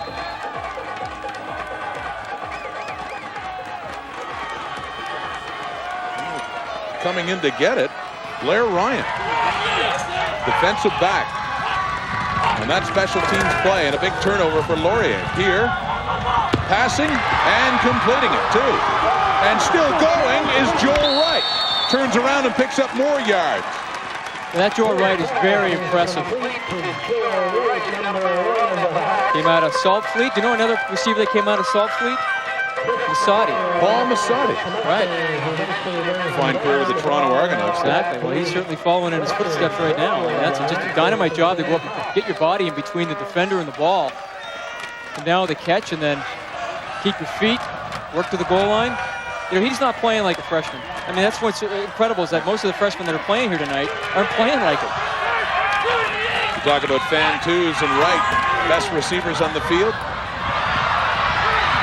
But they're giving a lot of it back right here as Pierre is wrapped up and taken down for a huge loss. Kevin McKay in there. Came with that inside halfback blitz. Back by number 36. He's just coming. No one picks him up. And then he just gets. Greg Richter in there as well. But see how hard it was to get him down, though. I mean, he's a slippery guy. I mean, here's a very good football player. Kevin Mackey from Ascot Corner, Champlain College. Halfway through the third quarter, now a flag goes down with the snap, looking for Wright, but too far. And another penalty marker comes down as Medler's having some discussions there with Richter. And you know, that is a rookie mistake that Medler's doing right now. You never talk to the official. That's going to take them out of field goal range. Well, that second penalty is definitely against Laurier.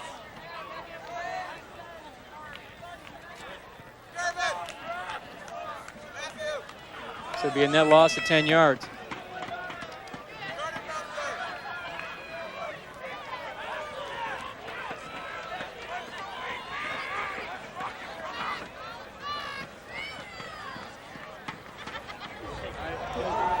Offside. Western. Unnecessary roughness. Laurier. Second down. You know, I thought he was talking to the official. I think he was talking after the penalty was thrown. It was unnecessary roughness. Brings the ball back to the Western 39-yard line. Second down. Here's what happened after the play. Here's trying to get one-on-one with Wright. Well, you know, that's very close right there with Chris Teedy coming in. It's not that it was the hit because he was in the air. It's how he went to hit. He went for his head. And most times, in most leagues, if you go at the quarterback's head with anything, you're going to get flagged for it.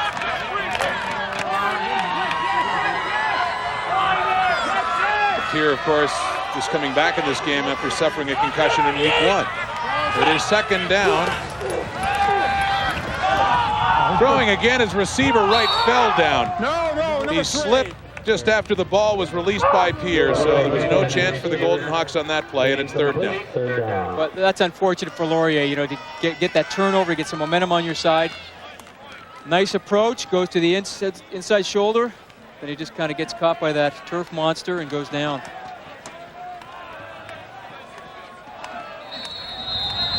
And Ed Becker will be attempting a field goal 46 yards away. Well, they certainly need points. Here's Becker. He won't have the distance. Falls down around the 5-yard line and just taking it into the end zone and running around a little bit are the Mustangs. And a flag down. Chris Aiken was the one taking it in after the ball bounced down around the 5 and into the end zone. Well, you know, I was going to say, if you're going to give up the point, give up the point. Because you know what? Your own teammates know what you're doing. And then they start running around. That's when you get a guy clipped and those kind of things. And then you're in real trouble.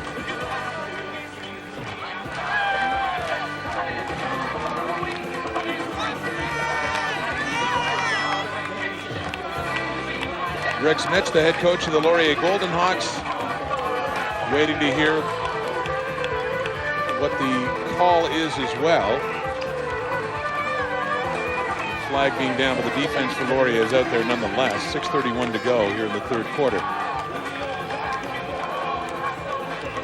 For Western football, the call does go against them, hems them further back in Mustang territory, very far back.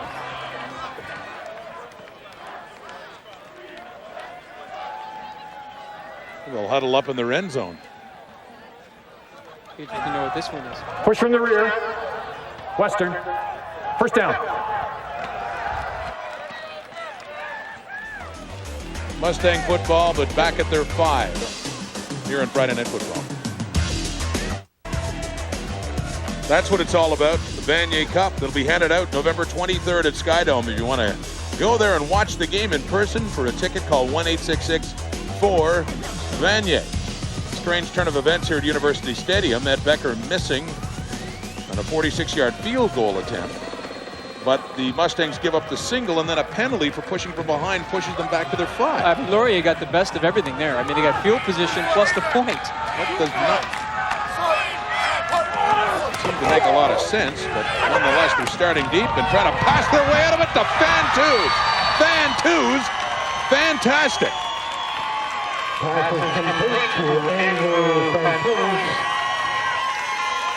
That was just a great throw by Chris Hessel, too, sitting in the pocket.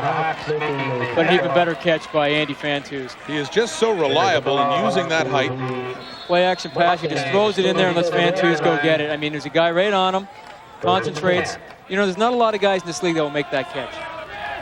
You know, everybody talks about Fantus maybe being Rookie of the Year. I'll tell you what, they're going to start looking at him maybe being the MVP of this conference. I would find like that. I wouldn't be surprised. The toss to Solon goes past him, and so Hessel just has to go back and fall on the football. So all that big gain they got to Fantus, they might need him again here on a second down, and it'll be long yardage to go. Now look, I think Chris said we're running toss here to Solon. See what I can't see what. Oh, he just missed it. 17 yards off on the play. Just kind of missed it. Second down. Second and 27. No, I think he thought it was a handoff.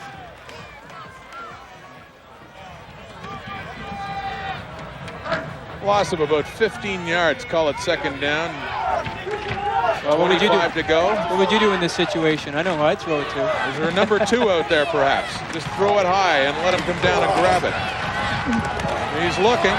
There's number 2, but no, it goes much further past. Looked like it was going to be an interception there for number 9 of the Golden Hawks, Connor Healy. And you know what? Actually, Fantus was open. He should have stuck with the primary guy. He was trying to run Chris Hessel down the sideline and then drop Fantus underneath, and Fantus was open. But interesting to see what Laurier did that time.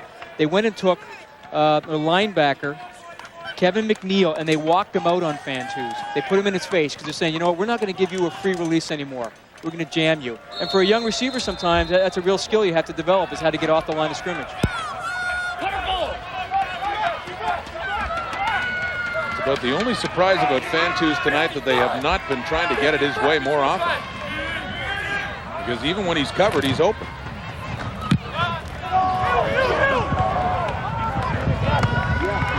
Jeff Keane on the return. Speedy Keane across midfield inside Mustang territory at about the 47 Western. And Keane's limping up. Quite a night of football, and following it, you can get all your news, scores, and highlights from SportsCenter with Dutch and Duffy. Only on TSN.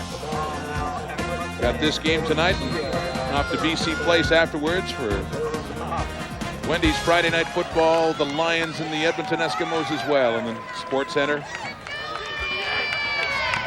1st and 10. The Mustangs 48. Laurier down 17-2.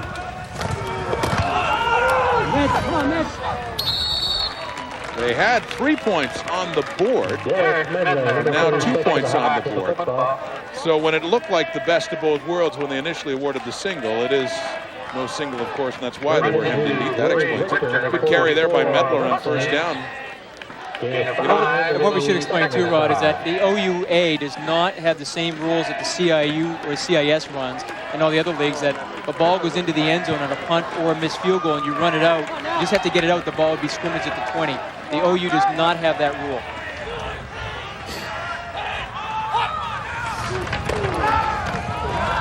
And that's complete for a 1st down, Golden Hawks. And this is what Laurier have to do, I think, right now. Andrew Agro. Just stick here in the shotgun here, spread all the receivers out, and just start picking away. You don't have to go for the bomb. You got lots of time. Andrew Agro, another second-year player. And the brother of David. The safety had a pretty good first half there for Their father also played here at Laurier. Tuffy night back at 6-6. Back when it was Waterloo Lutheran. Movement on the line. And going nowhere. On that play is Brian Hickey, the running back for the Golden Hawks. It'll be 2nd down. Yeah, I think Laurier only run the ball successfully maybe one time tonight. And that was the one that Medler ran earlier. And you know, it's tough when you're a quarterback when you're always constantly facing 2nd down and long situations. You know, you'd much rather be in a situation where throw the short pass, get 6, 7, 8 yards, and then be in a situation where you can run the ball successfully. Really puts the defense back on their heels.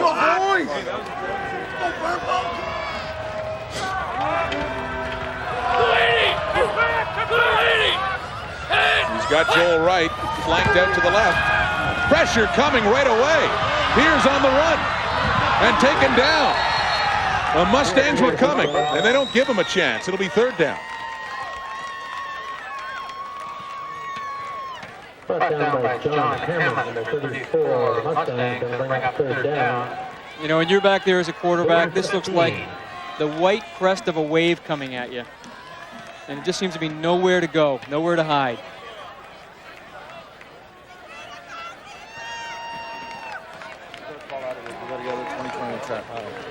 Number 2. And the reason that's real tough for Pierre is because they split out all the receivers, only have one back in the backfield. They don't have any tight ends, so the defense overwhelms them. Here we go, guys. Here we go, Eddie. Ed Becker can at least hem the Mustangs in deep. Guillaume Leroux back for it. And taken by the other return man who takes quite a licking there. Number 87, James Leach.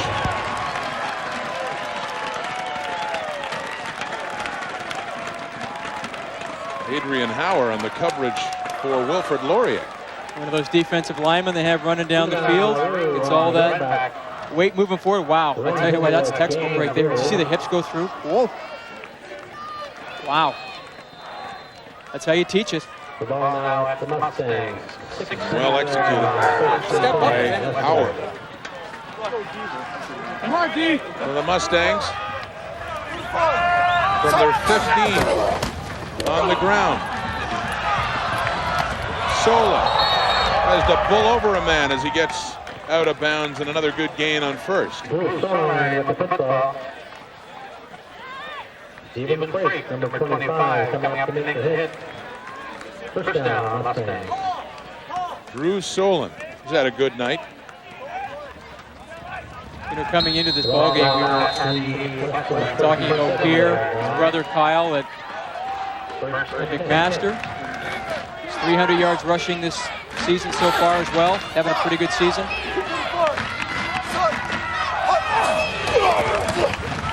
Solon again. Heads off right this time. He had the first down before, and he's close to another first down now, and should have it up near the 40. So they're moving those sticks along the ground this time, getting late in the third quarter. And you know, Rod, you'd appreciate this because the reason that play worked so well is because they could get the guard outside. Once the guard got around the corner, Drew Solon just gets in his back pocket and goes off of that block of his. So that tells me right away that Jeff Keeping did a good job in the down block. So why not carry it again, and that time Laurier stuffs it. And that's Solon for the third straight time carrying the football, but no gain. In fact, it'll be third down and a couple of yards shy. So a punting situation for Western. Well, we look at some of the snaps this year, a little bit tricky. And you know how important it is to have a long snapper. And Western lost theirs, Jason Congdon, who's now snapping with the Winnipeg Blue Bombers this year. They thought he might be back, but you know what? Those guys are like gold. You find one, you want to keep him forever. 64! 64! Nathan Weiss. Oh, good pressure there. Neil Booth nearly blocked it. And right on the return, and Wright gets up to the Wilfrid Laurier 44. 15 seconds in the clock until three-quarter time.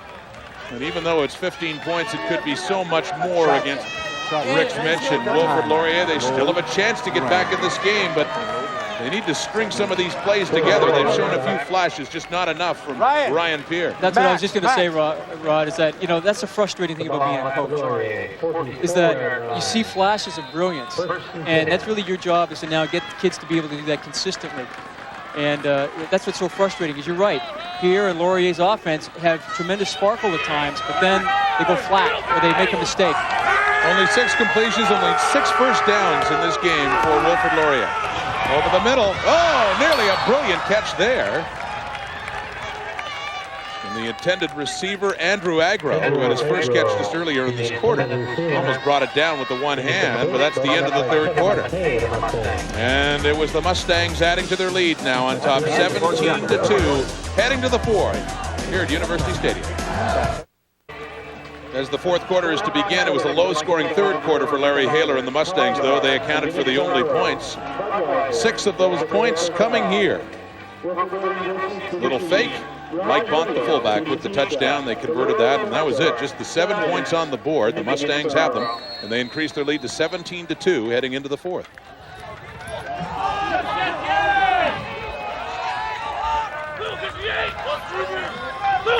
Laurier football on a second down.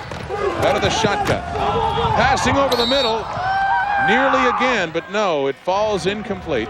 Intended there for Agro again. So it's the same old story for the Golden Hawks. The offense just cannot string it together, and the numbers bear that out. You know, this game would have been way out of hand if it hadn't been for, if you go all the way down there and look at turnovers, Western's had 3 of them. Laurier haven't turned the ball over.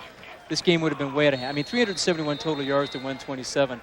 And just look at the amount of time that defense now has been on the field for Laurier, 27.5 minutes. Ed Becker at his 30 to punt it away.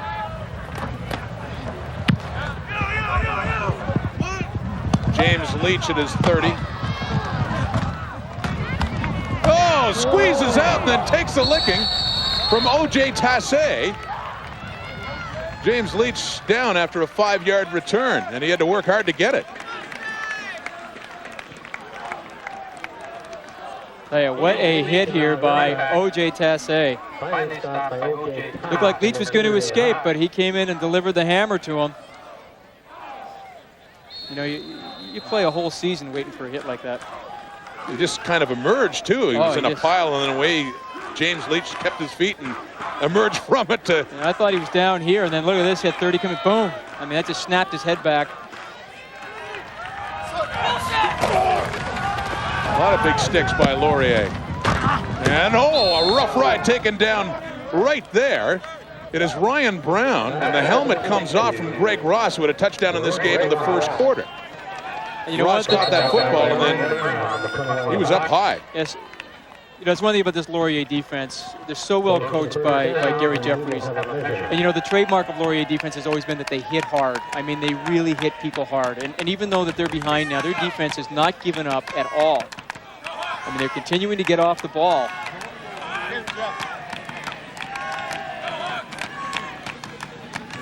So close measurement here. And it is a first down. The Mustangs on the move, and a good night for Chris Hessel and the numbers. 16 to 23 and over 300 yards in passing now. So still a quarter of football to go. And he's putting up some pretty good numbers right now. He's going to be close to averaging 300 yards per game if he gets up about 50 or 60 more in this game. And he's still got 13 and a half minutes to add to that. And that interception by David Agro came at the very end of the half. They're trying to add some points. Drew Solon gets it outside, but he's strung out, and he only gets a couple of yards on first down. It's been a tough night for Western running the ball. You know, Drew Solon hasn't had the kind of games that he's used to having. He said came into this game averaging 7.8 yards per carry. He's well below that. Spotted at the 46, so just a gain of 1, 2nd and 9. Really working hard tonight. 16 carries, 70 yards. Still not bad, though. Not bad, no. His longest coming in tonight was 75-yarder. So he can break it. On the 2nd and long. Hessel. And LaRue couldn't hang on. It went high, and once again, and to make sure he wouldn't hang on, is Ryan Brown. He's had a pretty physical series. Ryan Brown is fired up.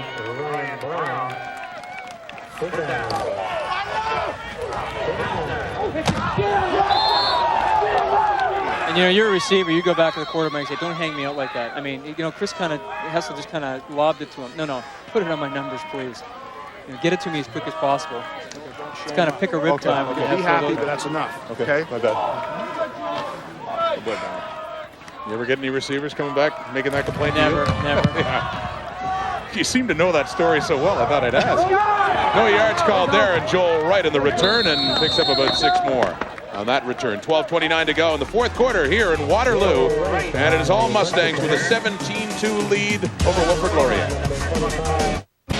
Sunday on Wendy's CFL Live, Reggie Slack makes his return to Taylor Field in Regina, but will not be able to play in that one. We'll dress, I understand, Michael Bishop to start. For the Argos, watch it live on TSN 4 Eastern 1 Pacific. Reggie Slack, of course, many years with the Saskatchewan Roughriders, are going to a Grey Cup with them in 1997. And shoot like the A and the tackle. Talking it over on defense, Wilfrid Laurier. In many instances doing a great job defensively. They need the offense to get going. That'll help. Medler with a big carry up the middle and a first down across midfield for Wilfrid Laurier. Boy, does he ever run hard, Rod. I mean, he's an exciting player to watch. He just goes 100% right off the bat. You know, he is just a shoelace away from breaking one here all the way. Stutter step, and then he just kicks it into gear and goes. He's got strong legs. Yeah, what a great rookie. He got 117 yards in his first game against Waterloo 2 weeks ago. 73 tonight after that 17-yard gain through the air. Pierre. Oh, Wright is open, but it's too far. Joel Wright had his man beat, but that ball was just too far. Down at the 10, Wright gets up and heads back to the huddle. What might have been, Jamie? This is a really nice move by Pierre. Puts the ball up nice and high, just a little bit too long. And then Joel Wright did a nice move on Chris Aiken. Watch him here. Chris Aiken thinks he's going to break inside. Gives him a little step, and then now he's by him. And you know what? Chris Aiken's kind of cheating, looking at the quarterback, trying to get a cue off of what he's going to do. You're playing man coverage, you got to be with that man. It's what Laurier needed to get back in this game, down by 15. It's a second down now. Looking that way again, but Pierre needs time. He takes off. He can run. Big first down. He's still going. Brian Pierre inside the 5. Touchdown.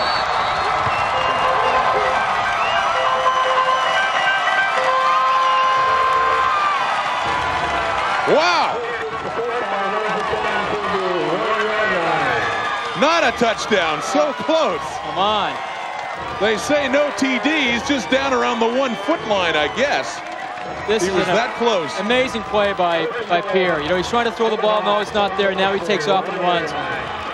You're right. It looks like his brother Kyle here is a running back. What a nice move right there. He just froze Marty Robertson. Looked like he was in for the touchdown, but they say no.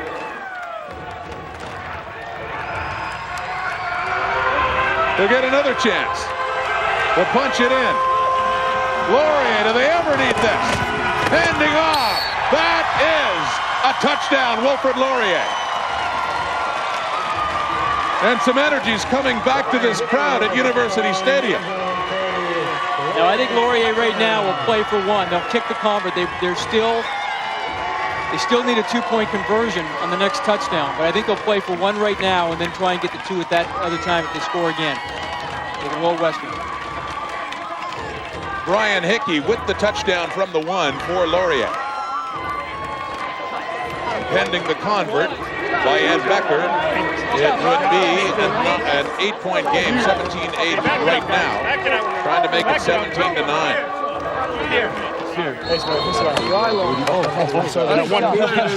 Ryan Pierre should be running the football more often. What he has shown tonight has been brilliant. If I had him, I'd take him out all the time. I mean, I'd never keep him in the pocket. And yes, Becker does convert. Well, Pierre got them down there, and then Hickey punches it in. Laurier is still in this game.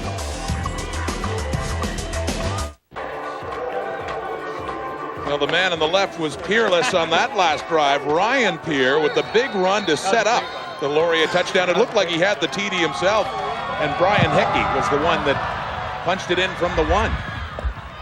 So on the kickoff, Mustangs are starting to feel a little bit of pressure now. On that return for Weston, Christian Heffernan. 24's hurt. This is a real nice job by Pierre. I mean, he feels the pressure coming in here, and he steps up, and now he just goes. Once he makes his mind up, he's gone. And just watch what he does to Marty Robertson here, the safety. Just one little fake here, 1-2 shoulder. Hey, Marty's still looking for his equipment out on the field right now. I mean, this is a touchdown. You know. And this is it, Brian Hickey. They run power I, and they just follow the power I off to the right side, and Brian Hickey just pounds it into the end zone with authority. That scoring drive, 5 plays, 63, but of course the 47-yarder made it happen in a hurry. Ryan Pierre. And he was looking off to the right for Joel Wright again, and he was covered, and so that's when he did decide to take off. And, you know, we also have an issue here on the field. We have a player down for Western. That's Kevin Allison. Now, he's the starting corner. So that opens up a whole bunch of...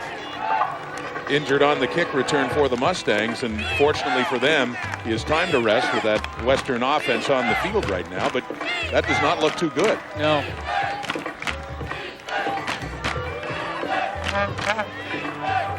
Third year at a Belleville Centennial, and, you know, he would have played with Ryan Pierre in high school. Kevin Allison, number 24, Mustang, shooting up on the play.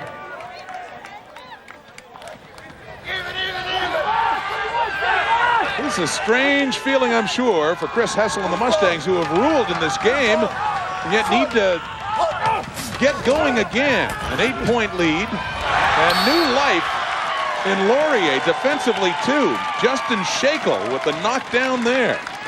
But we said earlier that this Laurier defense never really quit at all. I mean, they were always coming hard.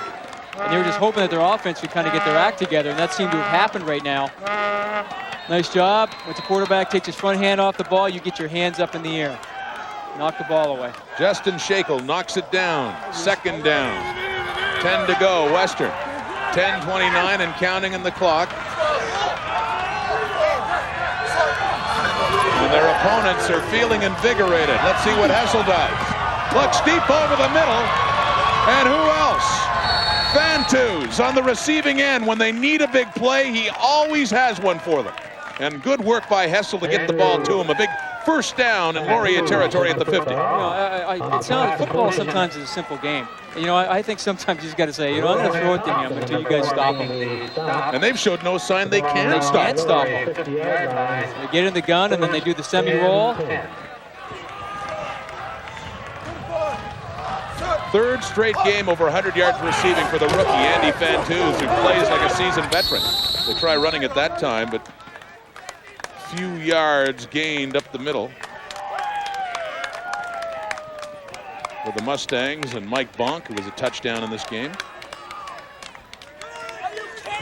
But Laurier D has been great and kept the team in it. They need to stuff the Mustangs here and see if they can drive back down the field. A lot's been asked of Wilfrid Laurier's D, not just tonight, in the first two games as well. Allowing Waterloo only 18 points, allowing Windsor only 7, and yet both were losses, 2-point losses. This could be a close finish. That time they throw to Fantus and something strange happened. He didn't catch it. That's the first ball that we've seen him drop. A lot of schools were interested in him, including Pittsburgh, one of the Division I schools in the U.S. after him. I know talking to Rick Mitch about it, Laurier wanted him too. Right, I know McMaster were after him. He was at the top of everybody's recruiting list. Yeah, absolutely. He's just that kind of a player.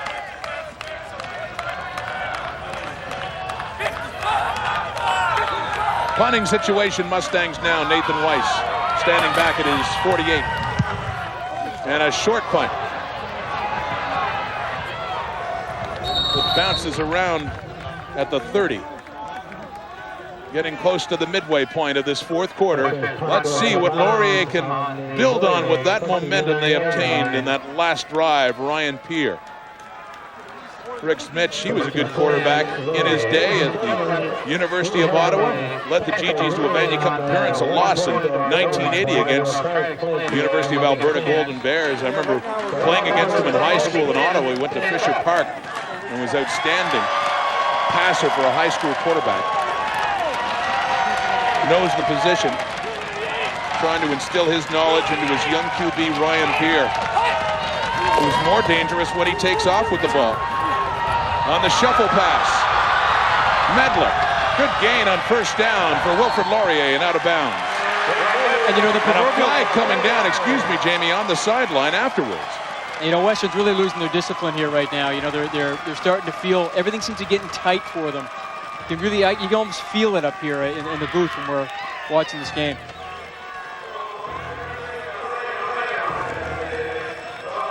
You know, the proverbial question you ask is that why weren't they doing this in the first half? But, you know, he's dangerous when he gets outside here. I mean, he could have run that himself. And the fact that he is a threat to run keeps defenses more honest. You see way out the necessary roughing against the Mustangs to tack on more yardage. It's now in Western's territory at the 50. And Laurier is just a different team since this fourth quarter began. What a change. 8:19 and counting on the clock. A running play. Medler again inside the 40. First down, Golden Hawks. Well, Laurier now are taking the three receivers and splitting really wide on the field. And so they're trying to isolate the defense and keep everybody inside, and then they try to run it outside. You see, everybody's caught kind of inside, and then the other three defensive backs are all out wide to the right. So there's really nobody there on the edge to kind of take contained responsibility. Ball spotted inside the 39. What a turn of events here at University Stadium in Waterloo. 85 yards from Medler. They fake this time. A flag goes down just as he's getting it away for Wright. What a great catch, Joel Wright, but I have a feeling it's coming back for holding. Rick Mitch is out yelling about it, but a holding penalty negating another beautiful offensive play for Wilfrid Laurier. Well, that's got to kill you. That's a convenient time for holding. And that is an opinion. Holding. Laurier. First down repeated. Voiced by the head coach, Rick Smith, upset to see. Get a number, sir. We wanted to know who it was. Called for the hold that pushes them back after Joel Wright went up with a beautiful catch down deep in Western zone. You're two.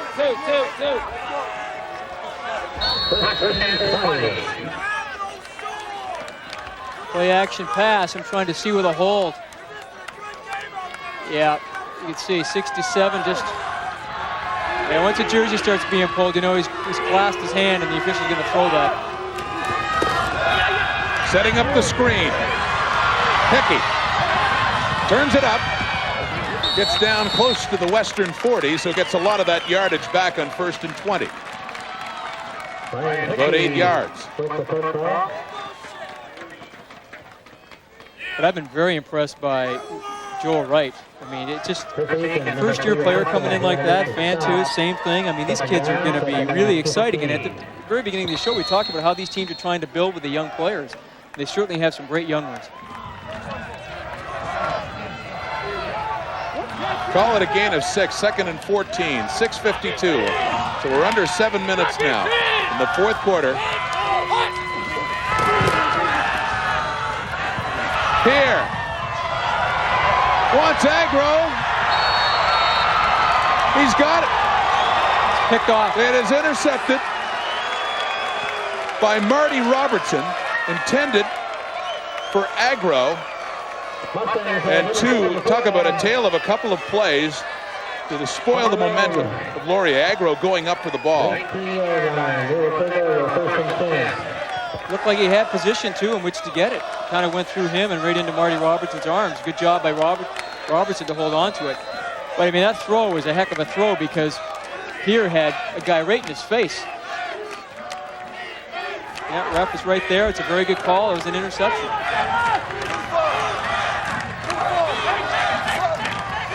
First turnover going the Mustangs' way. But the running game on that play is not going their way. Solon is wrapped up by Matt Kruchak, number 90.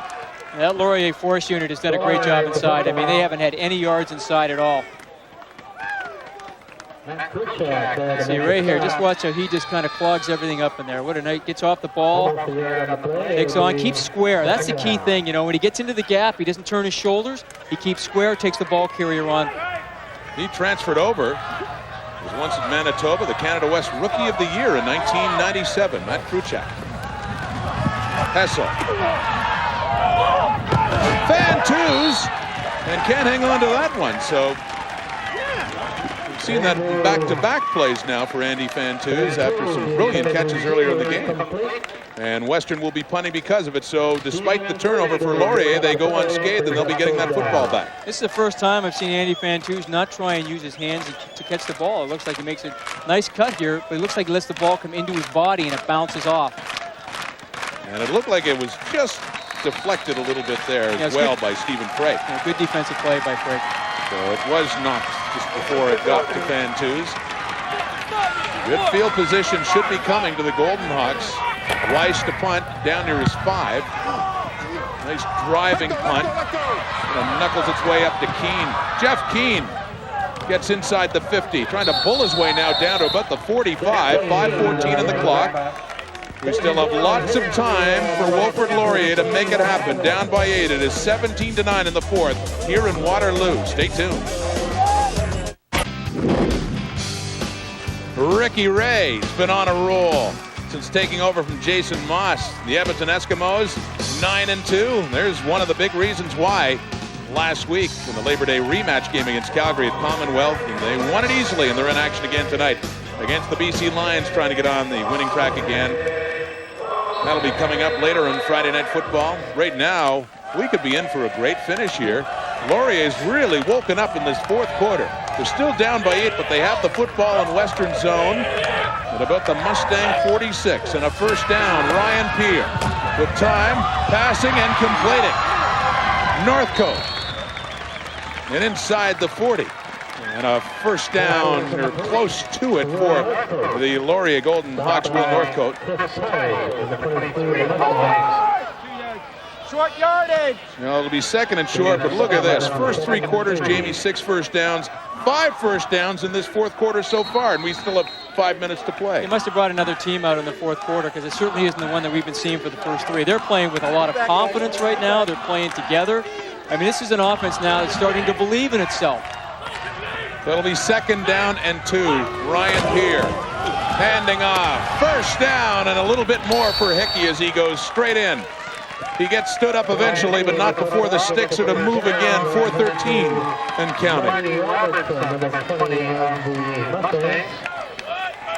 You know, no question what the big turn of events has been here now. A turning point, if you will, so far for Laurier was that man, Ryan Peer, and that big carry he had to get them down near the goal line earlier in this quarter. Yeah, no question. Great players sometimes, you know, realize that, you know, they're the ones who are going to have to make the plays.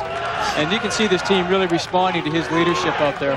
Inside the 35, Laurier with the football in Western Territory, needing a touchdown. Pressure coming, gets it away. It's incomplete. It was Kevin Mackey coming in quickly, and Peer had to get it away. Well, I think Western now are trying to make sure that if they come after him, they're not going to come after him inside with a blitz. They're going to come with him outside. They don't want him outside. He's a dangerous, dangerous player. And if I was Rick Mitch, that's exactly what I would do. I'd try and get him outside.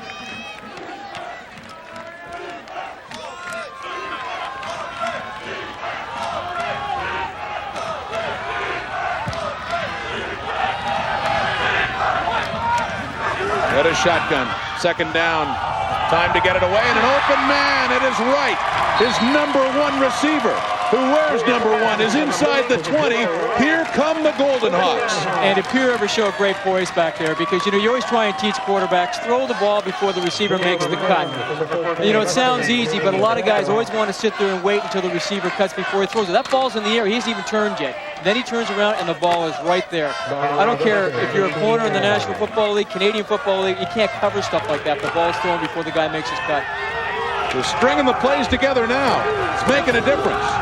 They run at that time. Keeping his feet and still going with the flag coming down.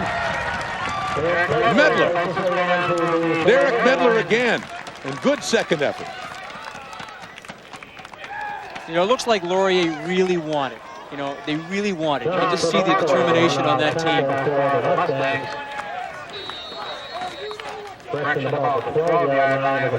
Down to the 3-minute warning. And excuse me, no infraction on the play, but it gets down to the 12 with Medler, and it's second down. How's that? 9.2 yards a carry.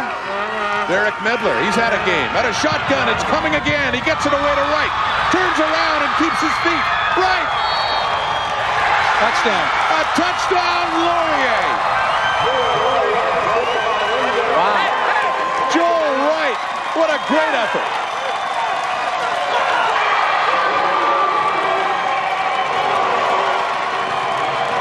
What a comeback by Laurier.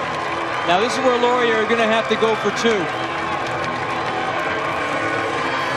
12-yard touchdown, Ryan Peer to Joel Wright. And Peer had to get it away quickly. Had some pressure coming on the outside. Makes a nice job. David Wilms, the backup in there for Kevin Allison. We said that might be a factor. But what a nice heads-up play by Joel Wright to stretch out his left hand and put the ball in the end zone. I mean, he's playing like a fourth-year player. So they're down by 2, 17-15, obviously going for 2 to tie it. 2:42 on the clock here in the fourth. Out of the shotgun for 2 points. And they get it.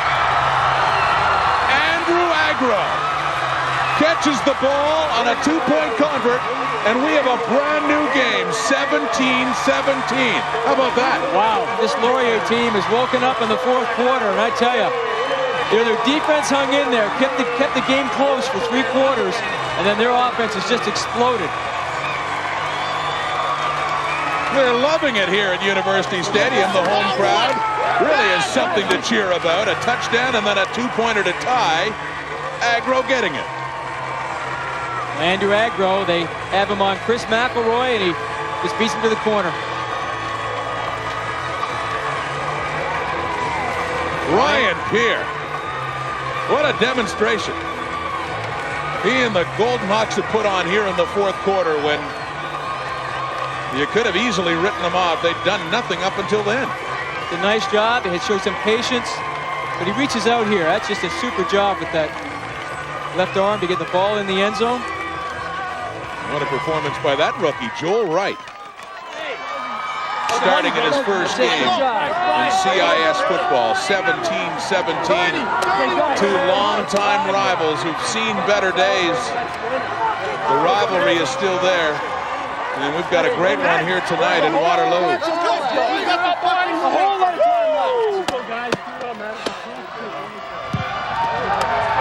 Off the kickoff. Let's see how the Mustangs respond. Christian Heffernan on the return and gets up to the 30, and he takes another big pop, and a flag comes down late.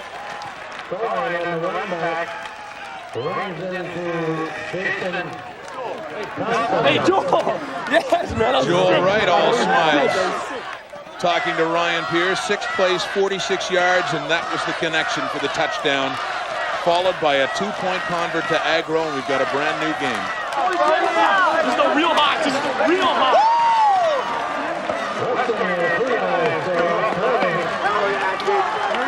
And a penalty pushes Western back inside their 20, back to the 15.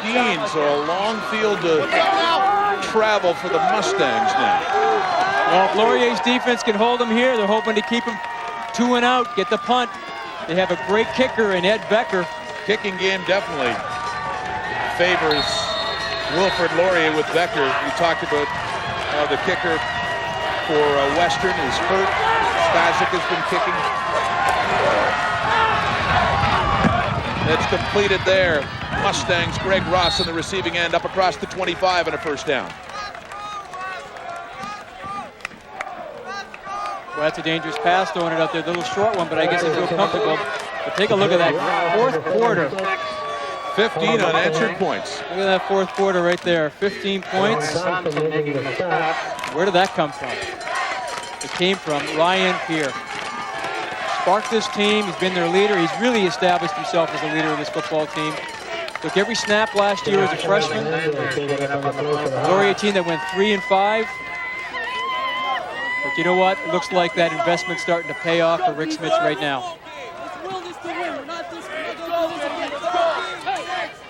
Well, it was hard for Laurier coming into this game because Rick Smith, talking to him earlier today, Jamie, thought that they should be 2-0. And they they should have been. I mean, I shouldn't say they should have been, but he felt that if Ryan Pierre had been healthy for the game and a half, they possibly could have been. Injured in week 1 against Waterloo. They led in the final minute, the Warriors.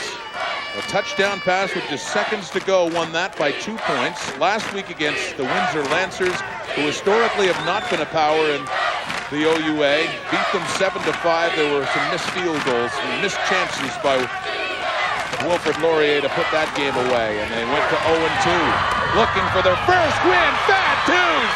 Andy Fantus! Fantastic again. Another big play for the Mustangs inside the 45 of the Golden Hawks. Wow. Wow.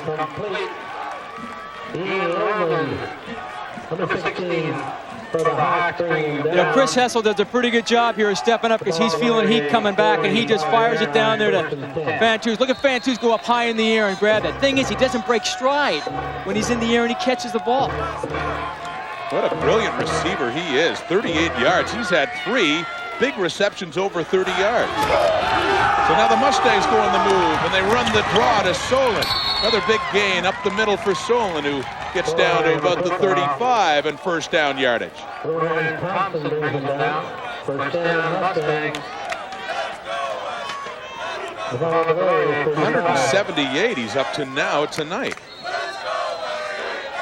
And well on his way to becoming the leading receiver in the CIS. I'll tell you what, if that's a stock, I'm buying. If the trend is up. It's going up. A good investment. And an early payoff for the Mustangs. Dumping it off. Solon still going. Drew Solon, another first down inside the 20. And just as Laurier had established all that momentum, Western is taking it back in this tie game, now in scoring position. Well, you know, this is side of two good teams right now playing. I mean, this is really good football, both sides. You know, Western get back here, they just dump it off now here to Drew Solon. He gets outside, good open field runner. But, you know, good teams will respond. You know, Western had all the momentum going against them, and, you know, the only way you're going to get it back is to establish it yourself. You can't wait for Laurier to make mistakes. You got to play good football. Now on the ground to Solon. Cuts it back inside. Drew Solon down near the end zone. He's inside the 5. Now, you know what? If I was Laurier right now, I'd call a timeout. Because there's a minute 10 left in the clock. And if I was Western, you're going to have a first down here now. Start turning, take some time off the clock. First down. 1:10 on that clock. Larry Haler's Mustangs on the threshold of another touchdown that they didn't think they'd need. I'm sure they didn't think they would need it the way things were going up until the 4th, but a lot changed. Got an injury down here, yes. An injured player for Laurier. Looks to be number 21 Ryan Brown down. And coming off the field now. Been an exciting finish, and not over yet, obviously. Pending a possible touchdown here for the Mustangs. It'll be under a minute for Ryan Pierre to work some magic again.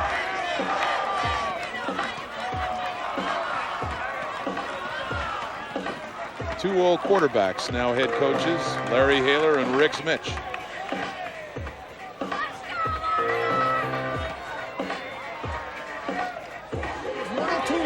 Then we'll start again. They're going to reset the clock. 1:02 now. They put it back up. They had it at 56.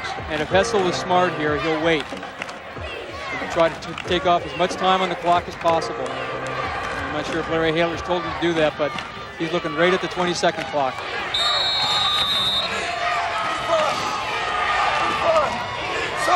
Guys, guys!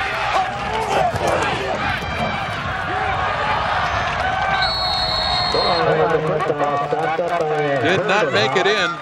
Drew Solon again, the ball carrier for the Mustangs.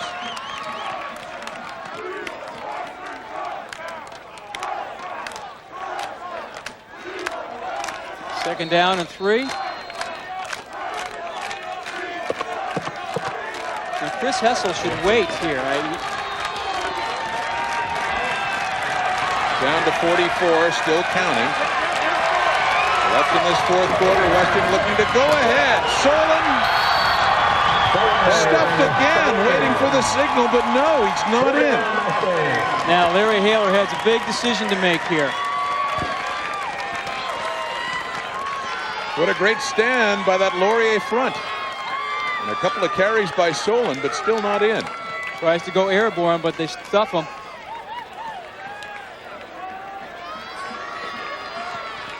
And they are going to attempt the field goal. I see Nick Spasic coming into the game. Now, if you want to see a team come hard on defense now to try and stop this, and remember, Western's had some trouble with the snaps tonight. Spasic is 1 for 2. That one miss came kicking in this end when he tried one about 27 yards away and for some reason missed the ball. A little problem with the hold, communication with the holder and the kicker. Down it goes, and through it goes, and 3 on the board. The Mustangs have the lead again, but not by the 7 they might have had if not for a good goal line stand by Laurier. So a little less pressure on Pierre, although very little time to work with now, because that took a lot of time off the clock, only 15 seconds showing now. You know, Laurier do have very good special teams. It'd be interesting to see if Rick Mitch decides to take it. He's going to take it at the 35 as opposed to taking the kickoff. Just can't afford to blow time off the clock. Lose any time off that clock. And come on now, come on! Realistically for Becker, he can hit them. He missed one from 52 last week and had the distance. They need about 30 yards here. And the Mustangs want to let them think about it a little bit. They need one big play to get into field goal range and see if they can tie it up again. And 15 seconds, how many plays could they run? Yeah, maybe 3 plays. Maybe 3 plays? 3 plays. Come on, guys, come on. We can strike big, come on now. Well, it's not looking good for Laurier, but it's looking a lot better than we would have thought when the fourth quarter began. They have really made a game of it. They were down by 15. They came back to tie it. A couple of touchdowns, one with a 2-point convert. Mustangs just drove down the length of the field and settled for a field goal by Nick Spasic for the margin now of 3 points, 20-17 Western. What a game it's turned out to be in this fourth quarter, but Laurier's offense that has done so much in the last 15 minutes needs one more big play to have a chance. There's no question about that. And the thing that Western have to be aware of right now is, they're not going to try and throw it over their heads. You're going to try and work it down the field to get into field goal position. Joel Wright is flanked off to the left, and that's where Pierre is looking for Wright, who has it. Gets out of bounds, 9 seconds on the clock, but not a big gain. They're still in their own territory, not even up at the 50. No, that's not going to get it done. You got to throw it down the field right now. He's going to get a chance for 2 more plays here, and one of them's going to have to be a 30-yard pass down the middle. Then they can kick the field goal. It's actually around the 43 now, so needing something substantial, at least 25 yards, 30 yards. At least 3 out to the right, going back to right at the left. If that makes any sense. It gets up to the 50, but only 4 on the clock now, and just not enough on these passes. Not enough. I think that's the only way they're going to do it now. Ed Becker's a good kicker, but he's not that good. He's not going to kick one from 56 yards away. There's only 4 seconds left on the clock. Yeah, if they had a little bit more time. If they had a little bit more. That's the lament of a lot of teams. And I'm sure Larry Haler has told his team on defense, don't take your helmet off until the play is over. Yes. Reference to Mr. Rudd there in Kansas City last week. Well, right again, he doesn't even catch the ball this time. 1 second left.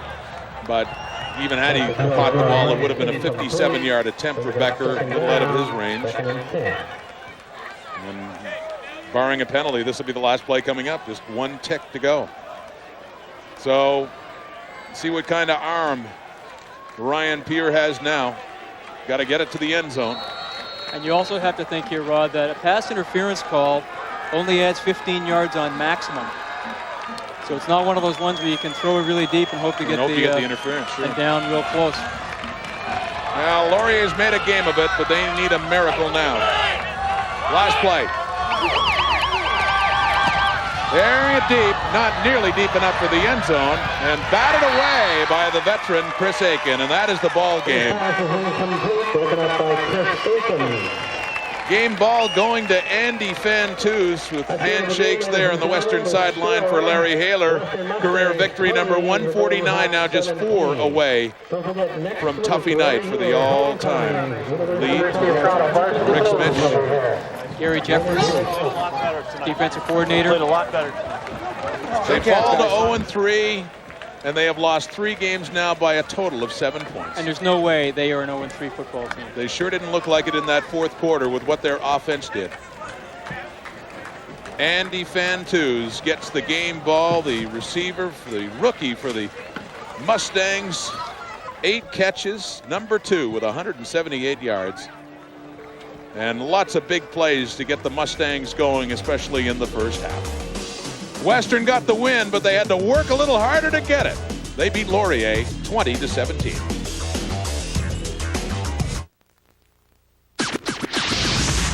Time now for the TSN turning point. Up until this, I thought it would have been Ryan Pierre's run, but this sealed the deal for the Mustangs. It sure was. Chris Hessel gets back here when it's 20-all, or 17-all. They're trying to move down the field. Second down and long.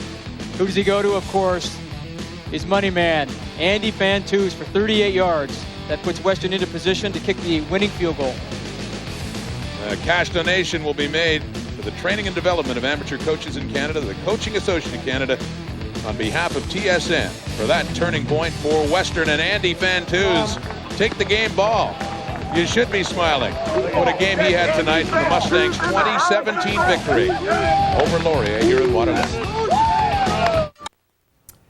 Well, that game was looking more than a little one-sided for the longest time, but Laurier came roaring back in the fourth quarter. Sure made it interesting, huh? And there's a new name out there in the football world, the Twos. The Twos. The Twos. 6'5" wide receiver. A rookie out of Chatham, Ontario, Matt. He was impressive. Got to look good. Yeah, I'm expecting to see him in the CFL in a few years. I'd love to see that. Could have night. Speaking of the CFL, that is the second half of our Friday night football doubleheader. Don't go anywhere. This is going to be a good one. The Edmonton Eskimos and the BC Lions will be back in about half an hour after these guys get you up to date on what's been going on in the world of sports. James Duthie and Darren Detition Sports Center is next. Thanks for watching the first half of the doubleheader, everybody. Just go refresh your beverage of choice, and we'll be back in 1/2 hour with more football for you.